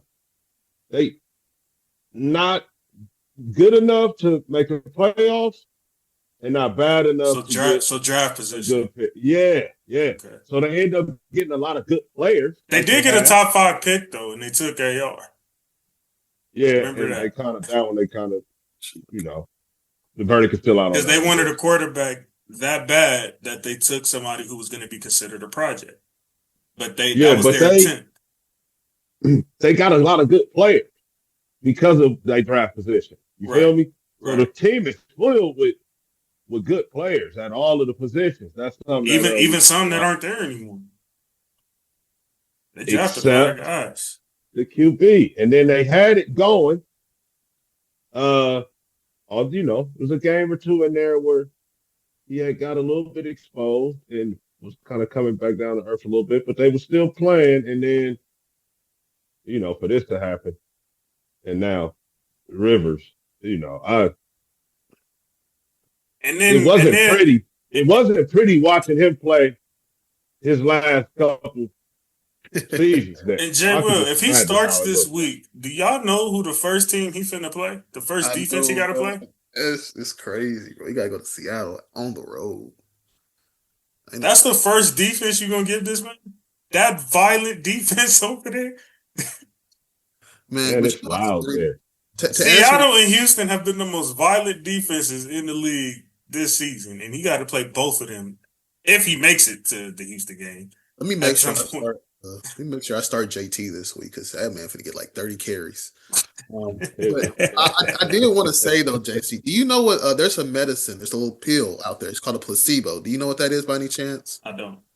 So a placebo is basically a medicine that a doctor will give their patients to make them feel better. But the catch is that there's nothing inside that pill. All it does is you get that patient a pill, it makes their brain think that, okay, I've taken this pill, now my body should naturally just get better. And it tricks their brain into making them feel like, they're feeling better when it's really just them, fake believing in that pill. That's basically what the Colts have been doing. Since 2018, we lost Andrew Luck, of course. We go out and we sign a placebo in Jacoby Brissett where it doesn't really change anything, but having him at quarterback, it's fine for now. The next year, we go out and we get Phillip Rivers. Once again, it doesn't really change anything, but it's a placebo. We're going to feel fine for now. We'll worry about it later. Next year, another placebo, Carson Wentz, 2021. Take the pill, worry about it later. 2022, we get rid of Carson Wentz. We go out and we get Matt Ryan, another placebo. We're going to take that pill again, and we're just going to worry about it later. 2023, Gardner Minshew. Take that pill, worry about it later. 2024, Anthony Richardson. Now it's like, okay, Maybe there is something wrong with this patient. Let's give him a little medicine, see how it goes. Whole time that medicine was just like a little weak ibuprofen. It don't really work. So what do? We go out, we go get another placebo in Daniel Jones. And now we're in this situation where every single year, all we try to do is hide the fact that we can't get a real quarterback. So what do? We just settle for scrubs. We settle for mid to low tier quarterbacks and just try to make it seem like, hey, we're rebuilding. When in reality, we just can't get an answer on that quarterback. That's how that breakdown was crazy right there. It was. He cooked. It was. Wow. Man, that old miseducation, man. It's been so tiring as a folks fan. The names he was saying, like, wow, yeah, they put a bunch of band-aids on the thing. Yeah. Trying and Carson Wentz, I'm not gonna lie, the Carson Wentz and Matt Ryan years, I thought like, okay, like I'm not saying this is their future franchise, but it should at least be good enough for them to possibly get to the offs and maybe even pop somebody. Like I'm not gonna lie to y'all. When y'all had Wentz, I had y'all as a dark horse in the playoffs if y'all would have made it. I don't know how y'all lost that Jags game that the Jags it would have hurt them to win. I still don't understand that one. I was at the Rams-Niners game when that happened. I thought I was seeing wrong when I seen the score in the stands. But that was the year I was like, if the Colts somehow sneak into the playoffs, I can see them beating anybody in the AFC, including the Chiefs. Like, that was how I looked at y'all team that year. Mm-hmm. And then y'all got Matt Ryan. I was like, okay, like, you know, I know he a little up there, but, you know, they got a good team. He kind of just got a game manage. And Matt Ryan went out there and completely split the bed that season and showed he was done. So, yeah, I don't know, man. You had a beautiful breakdown of it, what the situation is. Honestly, in the great words of Fannie Lou Hamer, I believe that's how you say her name, I'm sick and tired of being sick and tired. That's all I got to say. Yeah, you sound like Isaiah and Rel and them. Getting to that point, man. Even though, you know, I'm sure they would trade situations with you, but yeah, in a way, I've always said it's kind of worse with spit like y'all because it's like I can give y'all a good analogy. Like y'all seen a Book of Eli, right?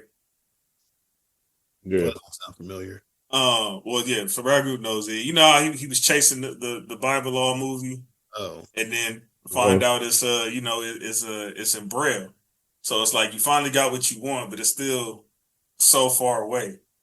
And I feel like that's the situation the Colts have been in. It's like y'all not, you know, like you got everything right there, but yet you're still so far away from what you need because of the reasons that Ragu mentioned of like draft position and then, you know, just little hiccups here and there, like Minshew underthrowing that ball on that 4th and 1 that, you know, gave the Texans the number 1 instead of y'all. It's like always just some little thing is right there, but not, you know. You know what you just made me realize? The Colts are just the football version of the Bulls, and I'm a Bulls fan.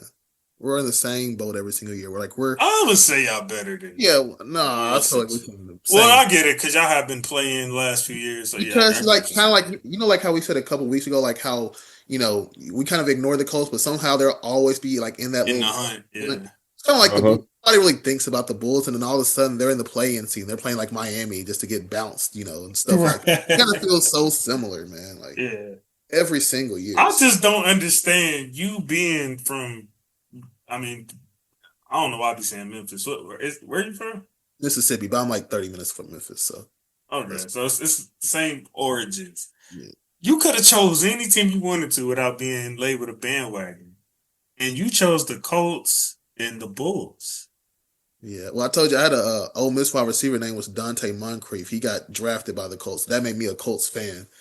Bulls, you know, Bulls were high. I remember him. I was like 10 years old. That's when we had the Derrick Rose. Talking about the Rose era. Yeah, that's when I became a real fan of the Chicago Bulls, and I just kind of and this is where I want to do a show on this one day, but like people really ignore the fact that the Bulls have always been a terrible organization. I want to talk about that, man. No, like, the Bulls have never outside of Jordan in them couple, Rose years, the Bulls ain't never been on swig. They've always been abysmal, laughing stock, but they have this perception as like one of the greatest franchises ever because of that Jordan tenure. But here we go, JC, with y'all too young. But right here in the city, JC, the Lakers came on Channel 9. Remember that? You remember those? Yeah. Hey Cal? Yeah. Those days. Yep, I remember that. All right. So pre-Mike. So you know how they do in the NBA. The West Coast teams play one home and another, away against the East Coast teams, right?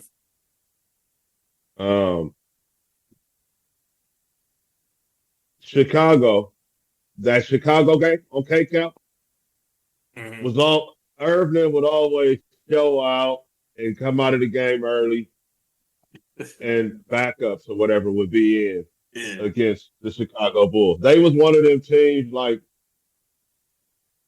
you didn't even if your mom wanted you to go somewhere with her or whatever, you didn't even mind going because Lakers was gonna blow Chicago out. They were that bad to where that's one reason why Jordan is so great, because I'm telling you, man, they were do not watch. They was on do not watch, bro. They had a couple decent years with Artis Gilmore. If that's I know that name. A name that is familiar to y'all. He was Wizards. A good big man back in the day. He played for Chicago and used to get it in a little bit for them, but he was just a guy that bring people to the games, so that whole stadium, Chicago Stadium, wouldn't be empty. Is it fair to say? Yeah, you're right, man. Chicago was. Is it fair to say the Bulls are the Clippers without Jordan? Damn, yes. Man, you ain't gotta say it. That's perfect. That's perfect. But the only thing is, I believe the Bulls is like one of them old OG franchises, though. Whereas the Clippers, they was the Buffalo Sabres. They got added to the league. They were from the ABA, basically. But that's the only difference. And then they got Mike, and they put that shit together with Mike. And then Mike left, and they went right back to normal. Yes. Yep. And now I understand why they look at Derrick Rose the way they do now, even though it was short lived, because he gave them that glimpse of hope that they never really had outside of MJ. And then you also have to think too, like, especially for me being a younger fan, people my age, like they always just hop on like the hottest teams, kind of like what I did basically with the Chicago Bulls. But the thing with us is that since that time period, we've kind of had nothing. So we're just always going to look back at the time period where, hey, we had Derrick Rose and he was good for a couple seasons. So we're going to treat him like he's the biggest thing since, spilled milk, Hey, Jay. We can't really lean on Jimmy Butler. We can't lean on DeRozan or Levine. We only got Derrick Rose. That's it. Hey, Jay, I got something for you. And I don't know if you're going to be glad I mentioned this or mad at me for mentioning it. But, and Ragu, you can even tell me if you remember this or not. I know you've put a lot of basketball out your brain these days. 2015, right? And I don't know if you know where I'm going with this. I think I do. There was this moment where David Black called a timeout that he did not have. And it would have been a technical foul on Cleveland. Chicago gets a free throw, likely wins the game, and I believe y'all go up 3-1 on LeBron and Kyrie and all that. Right? 3-2, yeah. Was it 3-2 or 3-1? I think it would be, if we would have won that, I think it would have been. I think it was 3-1. I think it was 3-1 because Brown tied it up with that. Oh, yeah, okay. So, calls a timeout. They grant him the timeout, don't give him a tech, right? Braun comes down and hits the game-winning shot, ties up the series. They eventually go on to win and end up playing Golden State Warriors in 2015 before they were the Golden State Warriors. And I think about how that might have changed the trajectory of the NBA, because what if that was y'all in the 2015 finals instead of Cleveland? What conversation are we having now?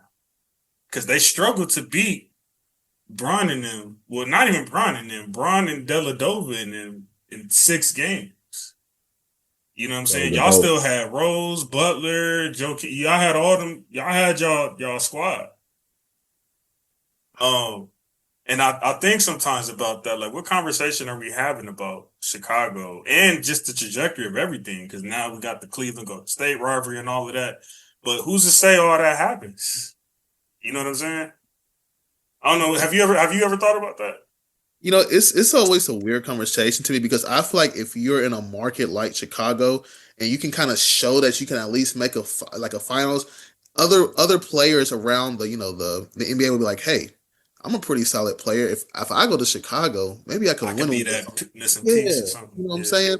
So honestly, I haven't thought about that until you said that. But what I thought you were going to talk about is when we were like the 7th seed and we played the Celtics and we were up like 2-0.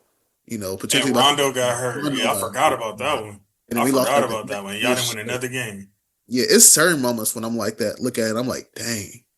Like people don't know. Like LeBron almost went to Chicago instead of Miami at first. Like that's where originally they were team up at. And there was serious talks about him away going to Chicago. Yes. Kobe entertained. Kobe wanted to go to. Kobe asked to go to Chicago specifically. Yeah, that was on his list. You think he meant that though? Yes, I do. The guy who's emulated his career of being Jordan. Yeah. Yeah, but that could have also been a way of saying like, "Hey, Lakers, give me this," but like just kind of threatening. Oh, you're talking about the trade in general. Yeah, like just to get more pieces in LA. Like, I think he was serious, but he was like, man. He was for real. Yeah, he was for real. He was serious, but that was the purpose of it. It was like it was to show them like I'm not playing with y'all. Like I'm not finna do this. He said, I think what he really said, and I think this was out of his own mouth, what really did it for him where he got on that type of time was when Shaq won. That's when he was like, oh, hell no. Like, we're not about to do this. Like, you're not about to make it look like I was just, spoiled little entitled kid who effed everything up, and then this nigga go off winning championships and spit, and I'm just stuck here getting all these numbers, but I ain't winning. Like, nah. Family didn't want to go either. Family didn't want to move to no damn Chicago. Yeah. Cold ass weather. But yeah, he was serious. He was serious, Jay Will. He was serious. Man, imagine. But yeah, back to regular schedule programming. Prayers up for Colts fans. I need it. I guess we'll talk about it again when on our last episode we'd be like, what this team need to do. It's crazy. Like 4 or 5 weeks ago, I was on here talking about some thankful for Daniel Jones, all that. Now I'm like, dang. I blame you, man. I feel like y'all Colts fans was talking a little spicy considering y'all situation. But I don't know. Y'all enjoyed it while it lasts. Maybe y'all knew it wasn't gonna last. And I was like, we might as well get our licks in now. That's the league for you, man. That's why you just can't say nothing until it's over. Yep. Yeah, man. And Ragoon, you was wondering why in the offseason when and I brought it up on the show. I don't know if you've seen it, but when we was talking about with Tay and we was on the phone when he signed with us, and you was like, JC, give me one reason why you shouldn't be thinking Super Bowl. like he was like not understanding why I was just like staying calm and was like, nah, let me see. And because with football, it's not like basketball, man. You gotta play the games out. Yeah, you gotta make it there with everybody intact and all that. I get it. But I said a few weeks ago, I did get back on here and I apologize to you. I don't know if you've seen it. I was like, Ragu, I apologize. I see what you was talking about now. But I just needed to see first. You know what I'm saying? You gotta relax in football because that don't really happen in basketball. Like if you're elite winning, 55, 60 plus games, you don't just fall off the face of the earth the next season and win 20 games. That don't happen, really. Unless it has happened, but it doesn't happen. You get what I'm saying? Like if you're a content, you can pretty much look at basketball teams before the season starts and you can say like, you know what, like, yeah, they'll be in the mix. They'll be in the playoff mix. They'll be in the championship mix. Like you'll know who's going to be who because you got 80 games to get it together. In football, you could be a great team but have a bad start and you F around the end of your season before it even got cracking for real. Because you don't have the same what's it called, the margin of error. You got 17 weeks. Yep. Some of the coaches don't go as hard on the guy or in training camp as other coaches do. So those first 4 games of the year is the real preseason for those teams. Right. The preseason was just football practice. You know, so they wasn't even really taking that serious at all. So a lot, sometimes that's the difference in these teams that are good late. The coach not really tripping off the first 4 games. If they split, they go 1-3. They like, okay, whatever. We finna go, like 6-2 after this anyway, so it ain't gonna matter. And that's why some teams start a little bit slower than it looked like. It seemed like they start playing better at the end because I think some of the coaches be like, man, it's a long season. You know what I mean? 17 weeks of football is long. So if you treat the first 4 games like that's the literal preseason, now you only got 13 real weeks. Or no, you really got you only got 13 real games to deal with, and you can like really concentrate on those. And I think that's be the difference. And then those teams, unfortunately, Jay Will, like the Colts, in recent history, like the Steelers, their coach goes hard in training camp, right? They start the season doing well, and then fade at the end because that training camp caught up. So the training camp that the teams I spoke of before, as the lack of work starts to kick in on the back end as extra energy, that extra work for this team in training camp starts to show as a lack of energy at the end of season. How'd the Patriots start the season? 1-2? They lost to the Raiders. The niggas ain't lost since. They won 10 straight, right? No, 9. 10 straight. They won 10 straight. They won 10 straight. Yeah. Denver won 10 straight, too. But I'm still looking at the Patriots because it's like, I know y'all winning 10 games is a tough, thing, but at the same time, I don't just see any just like crazy teams that they beat, and I'm not saying like they're not a good team. I just don't know how much of a contender. Man, I don't want to hear that because of niggas like this guy right here.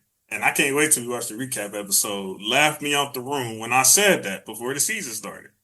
I said, man, y'all hear me out, but the Patriots schedule looked kind of soft, and that defense is like they loaded up. And, Drake May got the number 1 option. I think they're going to be a little better than people think. And I said they was going to win their division. And these guys, Ragu, Norman, I think Rail, they laughed me out the room for saying that. Now, 12 weeks later, they didn't have that bad a schedule. But y'all looked at the Patriots like the bad schedule effort. JC, you got to have these clips ready just so you can plaster it on the Zoom. Just, I don't. I got it. Yeah, they we're going to do a recap. A nice little time, but they still, everybody, it ain't like they ain't playing nobody that's not in the league. So, they played the schedule that's laid out, and they've done well with that schedule. So, it ain't over though. Yeah, they got a little more winning to do. I mean, I would say they overachieved already, but they definitely 100%. I think I had them 9-8, 10-7. And quiet as kept, Jay Will. I know y'all situation is unfortunate, but I mean, y'all overachieved. Nobody was talking about y'all like that coming into the season. It's just, I think once y'all made that Sauce trade, it was it changed everything. It's okay, now we're not just happy to be here. We're going all in, and then this happens. So I think. That's probably why it hurts a little more. But the quiet is kept. I think y'all overachieved. I mean, I know I didn't have y'all getting 8 wins. I mean, technically we did, but at the same time, to end a season like this, the track, because we still got the 49ers, we got the Seahawks, we got the Texans, and we still got to play the Jags again. If we lose, that is a brutal. Or me, I'm not gonna be looking like okay, we overachieved. I'm gonna be looking like, what the hell happened? But Jay, that's probably as tough of a 4 games as you can get right now in the NFL. I mean, so even then, I don't think you should be too hard on pause. I mean, I feel like I still got to, just because I understand like we've had a hard schedule, but at the same time period, I just feel like there's no room for us to start off this well and end on this bad of a note. I feel like historically I don't know if this has ever been done before, where a team starts off as 8-1 and then end up. Yeah, like I said, the closest I can think is the Eagles, but they at least still made it. Yeah, and the Eagles was the closest. Didn't the Steelers do something? Steelers too. I think they started like 10-0 or 11-0 or something like that. Yeah. But they made playoffs too. So I think he's like, if they miss playoffs, I get his point. That might be something we've never seen before. And if the season ended right now, we're out the playoffs. I don't think people realize that either. Like, we're not in the playoffs. Y'all got the Eagles and Chiefs. The Ravens and Chiefs. That's right on y'all heels, trying to get in too. The Chiefs actually be crazy. That is crazy. Chiefs may not be a threat. They can actually be eliminated from the playoffs this week. I don't know if people know that. If they lose and the Texans and the Jaguars win, I believe they are officially eliminated. Wow. Which is crazy to me. Y'all should be more focused on Jacksonville than the whole actual playoff picture, basically. I think right now it's like, hey, we have to win the division. If not, we may not have a spot.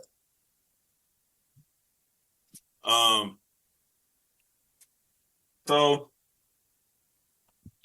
I would argue this is game of the week, considering what transpired, or at least the biggest news of the week. We got the battle of the rookies, Titans and Browns. Yeah. Y'all don't take forever, because I know there's a lot of layers to go into with this game, but talk to me. I'm gonna talk about. Rocco, I know I talked to you about it a little bit already, but talk to the people. Yeah. Yeah. Good game, man. I don't, this will be all night talking about this one. Good game by Shador. Shador showed that rookie of the week, by the way, that he is more than a 5th-round talent, like they tried to make us believe. 5th-round rookies don't have games like that. Maybe a quarterback that was picked in the 5th round that's hung around and been on a few different teams and battle tested and all that. Maybe they come in and win a game like that. But a 5th-round rookie that hasn't been getting any first one rep until he's the Raider game, the week before the Raider game. And then for them to take him off the field and run Wildcat at the end, it's just another. I don't know what to say about the Cleveland organization. An extremely failed Wildcat, might I add. Horrible. The crazy thing is, though, I feel like if Jenkins would have gave the ball to Fain on that reverse, he looked like he could have ran in, but it looked like what we were saying, Ragu, like he drew the play up right then and there and said, hey, run this. It looked like they wasn't in sync about it. I know Shador protected his coach, which is crazy. He's been protecting him all damn season. But anyway, I know he protected his coach and, kind of, ostracized the reporter who asked about if it worked in practice or not. But that, I can't imagine that play working on the Browns defense. Jenkins was running too fast and was too far away from the dude. Yeah, it didn't look like that was something that they were prepared for. And you know what? As a somebody who played foot and coached it, looked like he was stuck in between. Was I supposed to hand it to him or pitch? Right, exactly. And next thing you know, he passed it. Because, but it's a disaster. You got too cute. Yeah. You got too cute. All I know is you know what I'm saying? Pass pro. And I understand that there and find somebody. And I understand that the first, 2-point you went for got, butchered or whatever, and Shador dropped it or, whatever miscommunication that happened on that one, right? I get that. But why were you going for 2 on that in the first place, though? Is my question. Earlier in the game? The first one, yeah, when they were down 14 and he scored, why did you go for 2 on that one? In the first place to where that can even happen? Because of that dumbass book that they got that they be listening to, that analytic shit. And then now you got to go for 2 in the second one. And then, Shedeur had a great drive down to potentially tie the game. And it's like you take the ball out of his hands. And that's not the first time you've done that. That's just the first time you did it in that blatant of a situation. He also did that split on Shedeur's first start when he had the 60-yard bomb to Bond. And then he took him out and put Judkins in for the Wildcat and they scored on it. But he kind of was already doing that type of split. This is the time where the whole world was watching and sees, like, I think everybody, even I was on the phone with Norm yesterday. That nigga's even saying fire Stefanski. And he don't even be saying fire coaches like that. It's just like, taking it's like having a hot shooter and then like the coach is like, all right, stop shooting the ball. I want to get this guy involved in this. Right. You don't take out what's working, in my opinion. Yep. I will say this. I don't think people have realized. I think there's been about 6 rookie quarterbacks that have played so far this year, like have actually like started and played a game. None of them got that stat. None of them got 300 yards. None of them have those 3 touchdowns or 350 yards. But I really want to say, and this may be probably not what you wanted to talk about, but I kind of like how Shedeur Sanders is handling the media because you can see. Oh, absolutely! I just mentioned it. Even how he's been defending Stefanski the whole time. But it's like every single week or so, he gets a couple of questions where it's like you can tell like a reporter like wants a certain type of statement, just to make whether it's to make him look bad, whether so they can get like a quote that blows up on social media, and he's not giving them none of that. I really like. Did you see how they tried to dog him when he did the mime impersonation? It's like they tried to kill him for that. It's like damn, this nigga can't win for losing. And you go to the comment sections of Sportsman talking about something. Well, it was the Titans, and he still lost. I feel like I always have to it was just the Titans, and it was just the Raiders. But I always say, ain't nobody else did that to the Titans. And I ain't gonna say the Raiders, but ain't nobody else did that to the Titans. Like I say, team wins is not a quarterback stat; it's a team stat.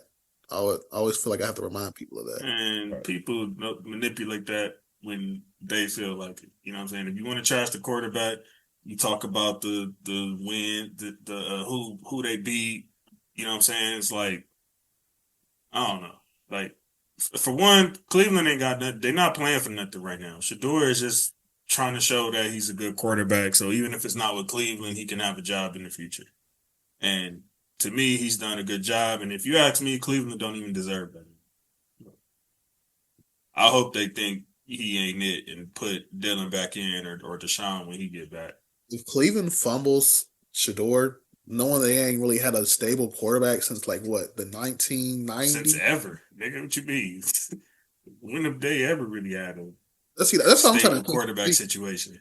Right, I want to like, what has Cleveland really ever had like a permanent quarterback that just lasts for like 4, 5, 6 years? Jay Will, since you've been alive alone, they've had like 40-something quarterbacks. Yeah, that's why I feel like it's like, damn. That kind of should answer your question. So something that I tripped off of the other day when I was watching something on YouTube talking about the old Chargers. When you younger, the length of dudes' careers seemed longer than they actually were, or the time you got to watch them was really short, man. It really be like 3-4 years. So when I first started watching football, they had Brian Sight with Coach Rutigliano. Them they was a good team. I don't know how long Sight was there, but when y'all had him, he was a solid QB. Perennial playoff team. Should have beat up on the way to our first Super Bowl, to that first one. The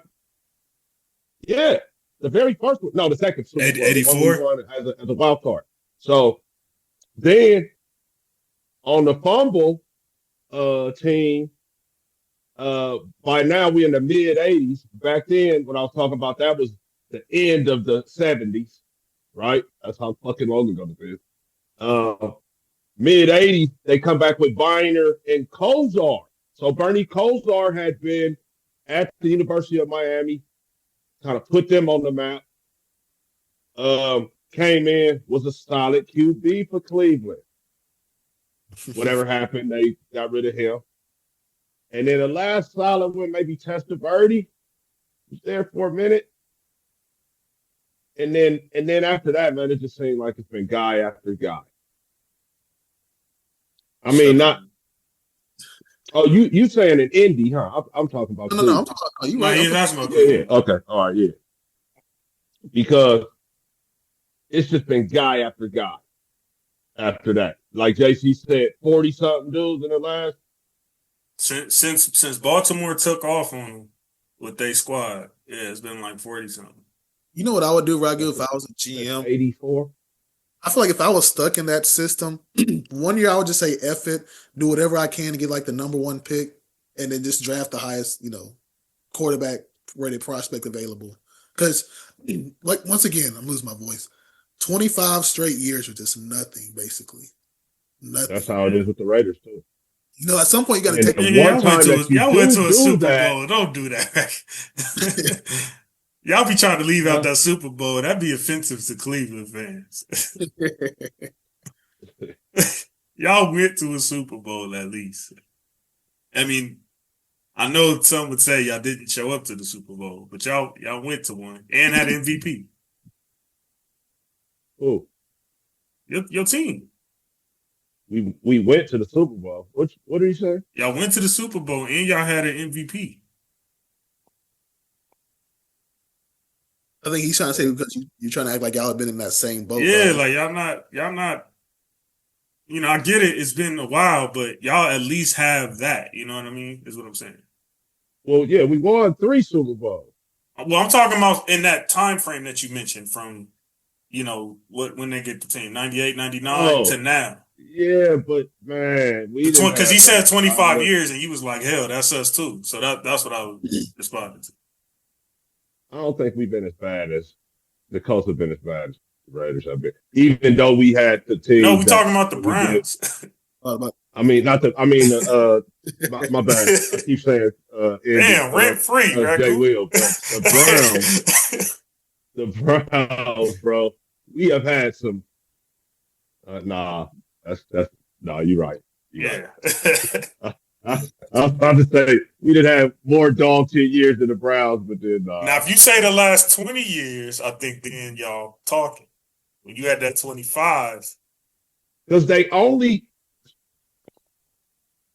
moved in 2000, right? This Browns, yeah, I think it was 99. Only since 2000, right?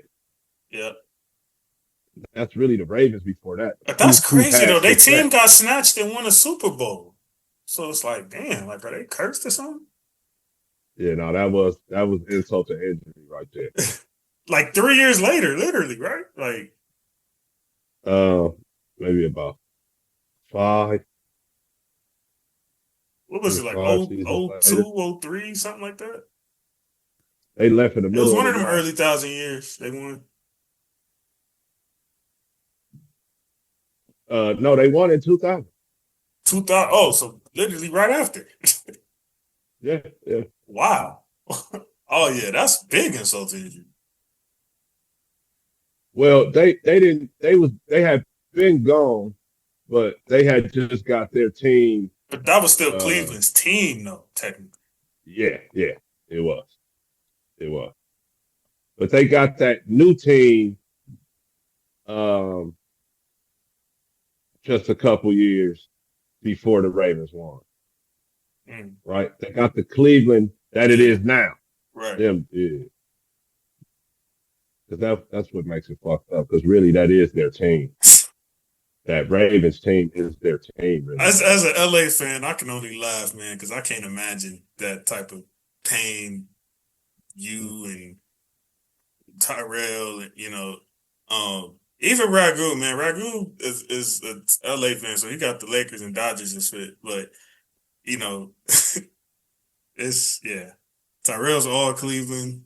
I feel bad for him. You picked some interesting teams. Like,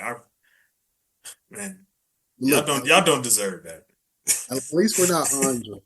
Shout out Andre, but at least we're not him. Ohio State Celtics. Ohio State, Boston, Giants. That's a disgusting. Ohio State. I don't know how any of that go together. He from California. Like, you got all these teams in the back. And I'm questioning that at this point. I need to do some research. I question all of that. Let me see your birth certificate, nigga. What hospital you was born in? What's yams? I'm still stuck on that.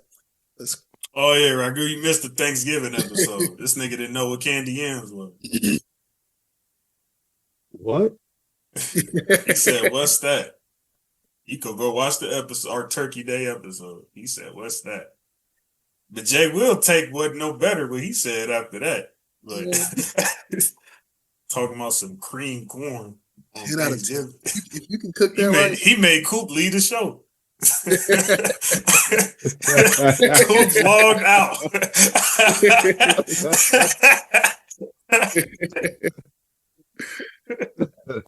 Wait a minute. Wait a minute. He didn't know. What do you mean? What the hell do you mean? He didn't know what yams were. Man, I said that's probably that other side. I thought that was like not a California thing at first, but y'all looking at him. Hell no, he ain't California. Don't put that in with us. Oh man, we definitely had candy yams on our table. That's crazy. We got to put them. Wow. Yeah, that's yeah. But back to regular schedule programming. Shout out Shador, Rookie of the Week. Shout out Shador. I'm stuck right now, man. I'll ask Ragu about this when I call him too, man. I don't know what tight end to start this week. I'm in the playoffs. Shout out to everybody who's in the fantasy playoffs, by the way. Good luck to you all. Speaking of, forget Jalen Hurts. That's disgusting. He helped do my team like that last week, man. Ooh, did you miss playoffs because of it, or did it matter? Eliminated. Because of that? Oh, I know. Okay, I gotta ask you this before we move on. How did you feel because you needed it for playoffs? How did you what feeling did your heart get when he had an interception and fumble on the same damn play? I didn't know they were going to call both of them. So, I counted both shits. I ain't gonna lie. I love fantasy football. So, when I'm watching the game, I got my phone set up so I can see how much points my guys are getting or whatever. I think Jalen Hurts also got a good 5.5 to 6 points for the play alone, and he was already only having 4 points in general. So it just put him in the negatives.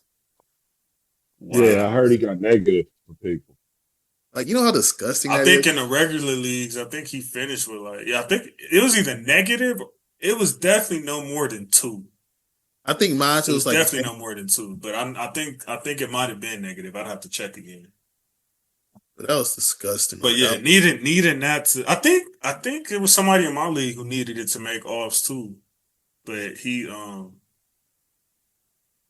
man, in Coop's league, I'm better. I got Lamar and Derrick Henry. It's my quarterback and running back, and Lamar. Lamar, the reason I almost missed playoffs, effing with him. I think he is. What he did these last 3 weeks. Luckily, he looked out for me this week, but I'm gonna start him this week. But after that, if I get past the first round, I'm starting Burrow. Let me go ahead and cut Kyler Murray as my backup because I think he's.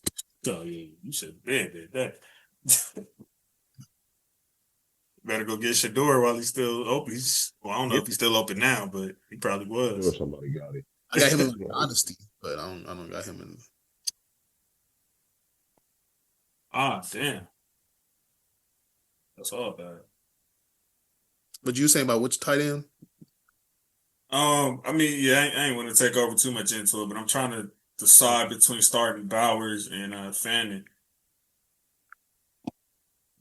because of the circumstances. And who? For Cleveland? Yeah, because Bowers has Kenny Pickett, if I'm not mistaken, playing this week, who he has zero chemistry with, and also playing the Eagles, and then Fanning is playing Chicago, who's a good defense, and I trust Shador's chemistry with him, but they're going to be in -20 weather, so I'm like, is he even going to be passing like that? You know what I mean? And I know Stefanski already been kind of iffy about airing it out with him, so what he going to do in a -20 game? You know what I mean? So I'm like, it's a big decision, man. I'm trying to I got until Saturday, but it's gonna be cold in Philly too.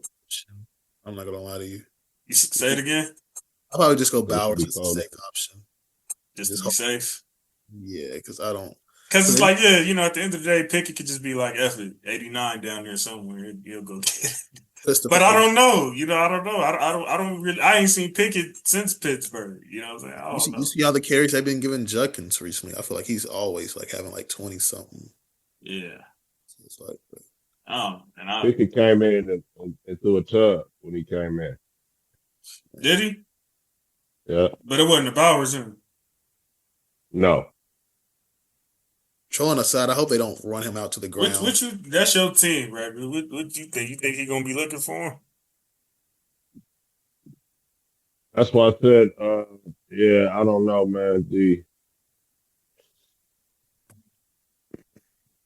Because I mean, it's gonna be cold, so I understand not wanting to start fanning. It's gonna be cold in Philly too, and yeah, I would say Bowers, man. Just be safe, huh? Who do the Raiders have this week? The Eagles. Philly. That's what I'm saying. If it wasn't who they was playing, I might trust it. But it's like at the same time, Eagles have been struggling, so I can't just be like, oh. That's what Norman told me yesterday. He was like, "This ain't the same Eagles, but F that." The Raiders are 2-10. I'm gonna get open. Knowing the Eagles, they may mess around and lose this game just because it's the Eagles. He should be able to score. Yes. What's another key game? Bengals and Bills, man. How y'all feel about that one?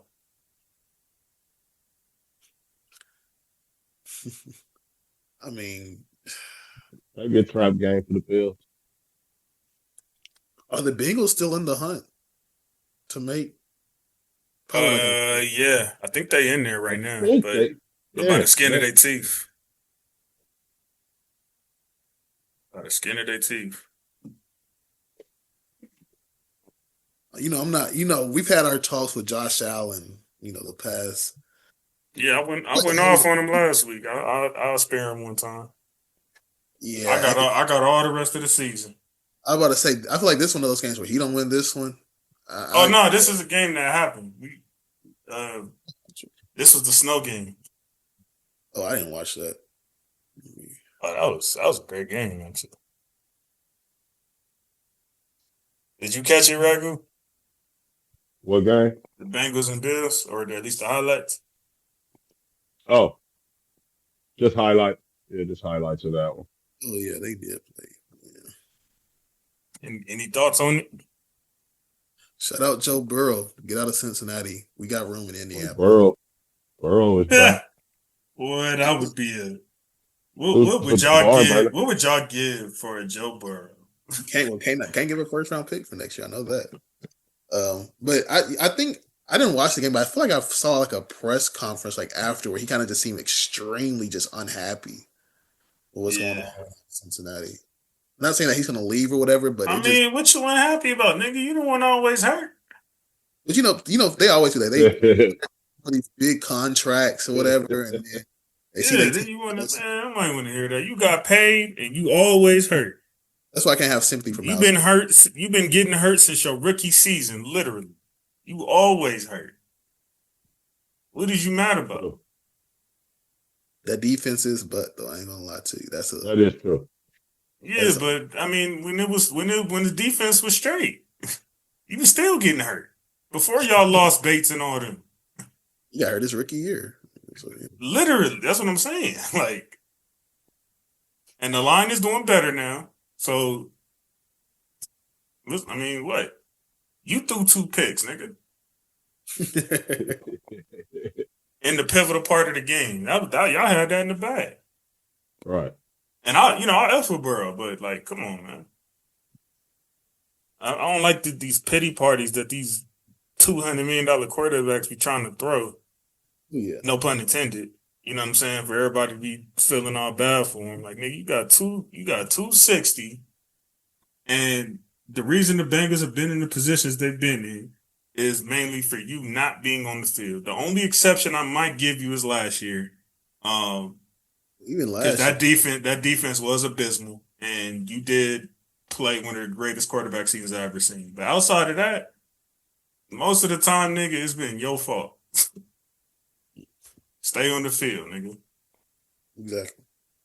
Availability is the best ability. That's what the saying is. Absolutely.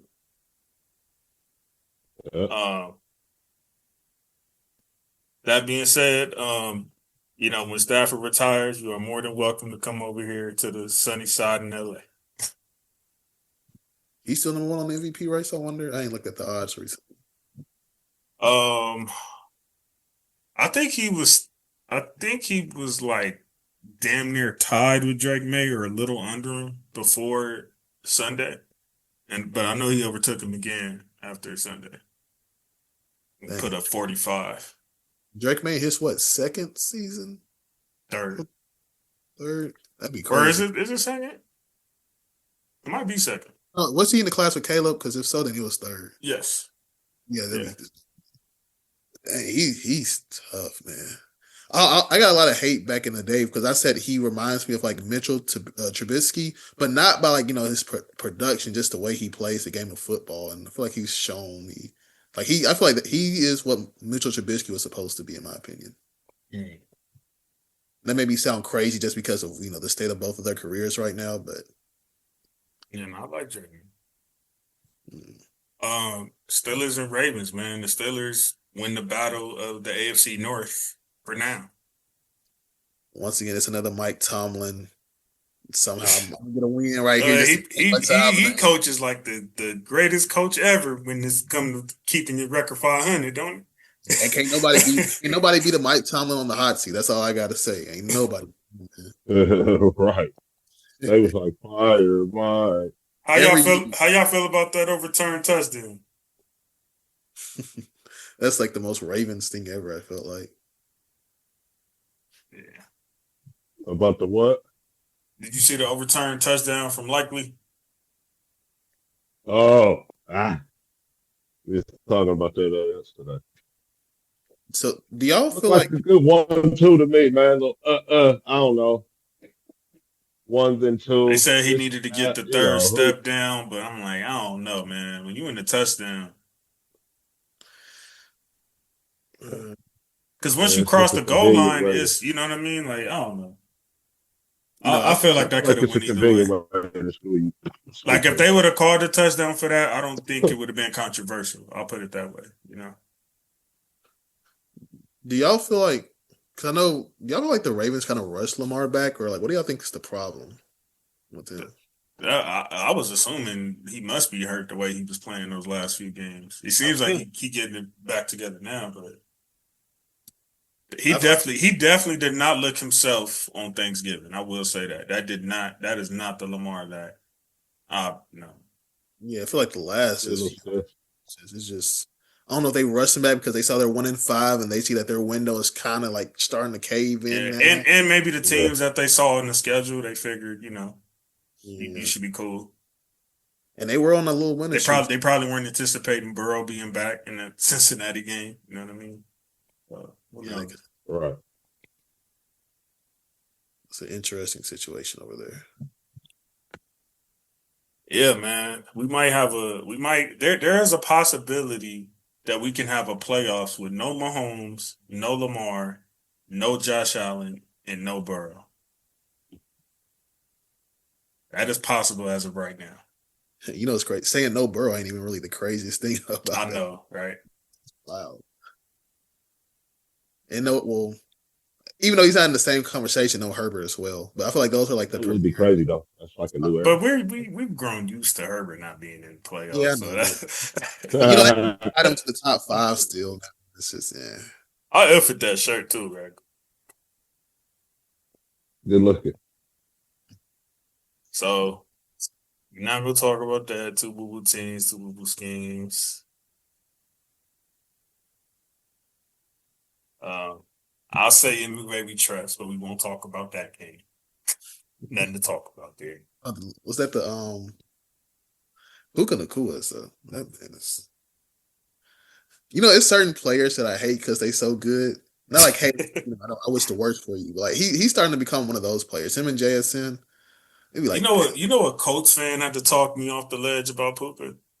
Because my boy Kenny, because when we first got him his rookie season, he was asking about me on some fantasy split because he was trying to trade for him, and he was going to trade like some couple cool guys. I'm like, nah. I was like, yeah, don't do all that for Puka. I said, when Cooper Kupp come back, yeah, he's gonna be targeting him all day. So I was like, don't do that split. And he was explaining to me why he felt like no, like Puka's like he's good, bro. He's legit. Like that's not gonna be that type of thing. Like he's still gonna be good. And he was telling me that, and I wasn't really hearing him. And then Cooper Kupp came back, and he was still doing it. And I brought it up to him recently, like, damn, like you were telling me about Puka before I was even able to see it for real. Shout out to Kenny for that, because he didn't know how right he was. Let's go Bears and Packers, man. Another matchup for number one. It was a few of those this week. For the division? For the division, for the 1 seed in divisions, yeah. Oh, the Packers finally took over. Yeah, they took it because of that game. Man. They literally went from 1 to 7 in 3 hours. That's how tight the NFC is this year. How do y'all feel about the Bears, honestly? I feel like I still haven't been able to like grab like a real. I can't say spit about the Bears because I was chilling Norman and all them for saying they was gonna get 10 wins. So that's still crazy. I can't say spit. Like they could lose out, and I still be like, dang, the Bears got this. I feel like that defense is legit. Yeah, they won more than I thought they were already. I think. I think Caleb has some moments, but I don't think he's like playing out of his mind or nothing. But he does have some flashes where I'm like, okay, like he's a solid quarterback. Like some plays it's like, dang, okay, I see you stretching out plays, doing this, doing that, and like other plays, it's like, what are you doing? Like, thank you, Jay. You put it perfect. Still got a couple of them in there. A couple of them. What are you doing? Yeah, they're a lot less than they were though. Yeah. Yeah, it's gonna be interesting, man. I mean, it seems like the playoffs kind of started already, but I can't wait to see how this all shapes out and the playoffs begin. Scared to death over here. It's a Colts fan. I'm over here all relaxed and jolly and spit. We ain't gotta win a game. I just want to make it to the postseason. I want to see the Colts in the postseason play. But hey, you never know, man. Like anything could happen. It's football. Anything could happen. Injuries, so you can never get too high, never get too low. Like when the playoffs start, everybody's 0-0. And I'm hoping we get a bye. So I'm hoping we are able to maintain. The number 1 seed is ours to lose, but again, the race is so tight. You never know. We got to play the Seahawks again, which I know they're gonna be. I know they want they get back for a couple weeks ago. My brother's a Seahawks fan. He hates how every single year it feels like that division is just so tough to win. It's always like neck and neck, it feels like. And the Seahawks, they usually they're one of them teams that be doing that split too. They'll start real great and then get mid to low, towards the end of the season and end up finishing 9-8, 10-7. You know what I mean? There's a team that be doing that. It was somebody on your recap who was like not all in on the Seahawks. Like they said there's only like 7 games. I can't remember who it was. Yeah, I don't think it was you right there. Might have been Norman because he hates them niggas too. Yeah. I had to rewatch that episode and see. I just remember watching it when y'all was giving predictions and stuff. Houston and Chiefs game. That's a notable one. Houston. Are y'all sold on Houston yet? Because I think they've been like quiet, kept secret all season about their defense. I feel like they're the best team. This game to me was notable for the hitting that was going on. Oh yeah, these motherfuckers was out here. They was playing some football on Monday night, man. Or Sunday night. Yeah. Sunday night. I mean, hey, that defense, man. Yeah, they're legit, bro. The defense can travel. You know what I'm saying? Right. The defense travels, so they get after it on D. They was hitting. The Chiefs was hitting too. Just it's it's about that time. I was happy to see it. I was just telling my boy last night, man. Like, I don't think anybody in the AFC wants to see Houston in the playoffs. I don't either. I feel like I don't think there's any like AFC team outside if the Colts make it where you just look at them and be like they don't have a shot to upset a team or two. Like, that's how I kind of feel about the AFC. That's true too.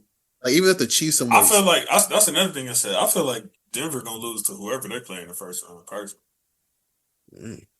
I don't even think that's a crazy take because they've been kind of wiggling their way through that little every game. Yeah, they trying to get home field. Through. They're bound to get home field. And then last but not least, we got the overtime game Monday night. Pretty good showdown, I would say. Both teams needed it bad. How y'all feeling about that one? Once again, it's the Eagles. Just this team. I feel like you can't really say once again it's the Eagles and they just came off the Super Bowl. I know, but it just feels like they kind of lost their identity. Like I like with the whole AJ Brown saga. It just ever since then, and I feel like that's the main issue. Why it feels like sometimes they feel so catered to give him the ball that it kind of makes. And now they sacrifice and losing, which is like, okay, clearly that's what you cool with. You want to get your 100 yards a game, but y'all lose. Exactly. You can't have it both ways, man. You cannot manipulate a game and forcing a quarterback on who to throw it to and how to throw it to and how to keep, like, he has to go within the script because when you're going outside of that, now you're not thinking about winning. You're thinking about Smith that honestly ain't got nothing to do with nothing. And it's taken away from Jalen. Like, Jalen is capable of that. You're going to get your games, but clearly y'all have so much talent that everybody's not going to be the guy every game. That's just how loaded y'all are. So, now AJ's going off, but now y'all losing games. It's like, okay, so now what you got to say to the press and on your little Twitch streams and all that? You know what I'm saying? And who's getting, and you know what the unfortunate thing is? Who is the one person on the field who wins and losses are pretty much tied to? Jalen Hurts, basically. The effing quarterback. QB. That is the one stat that nobody really gets held against them more than that.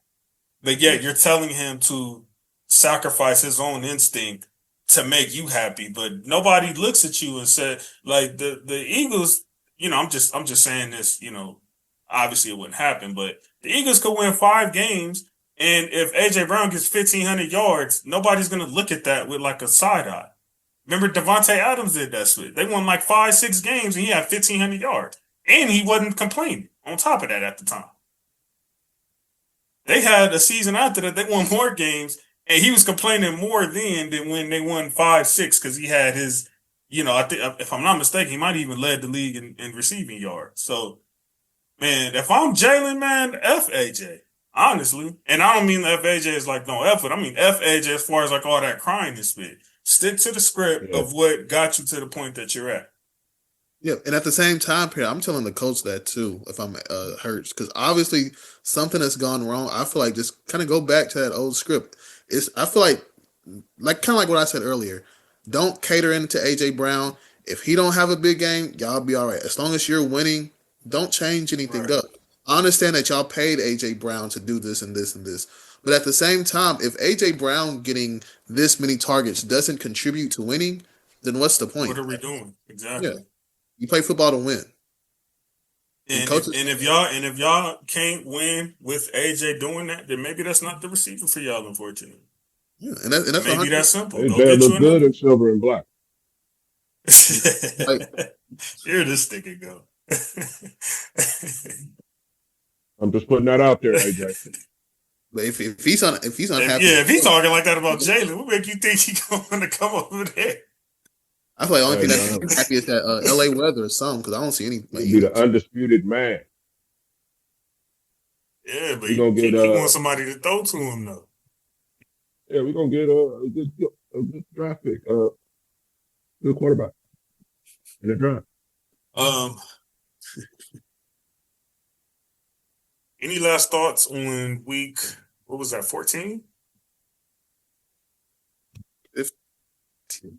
Yeah, that was week 14. 14. Yeah, you got 4 weeks. Yeah, any last thoughts on week 14?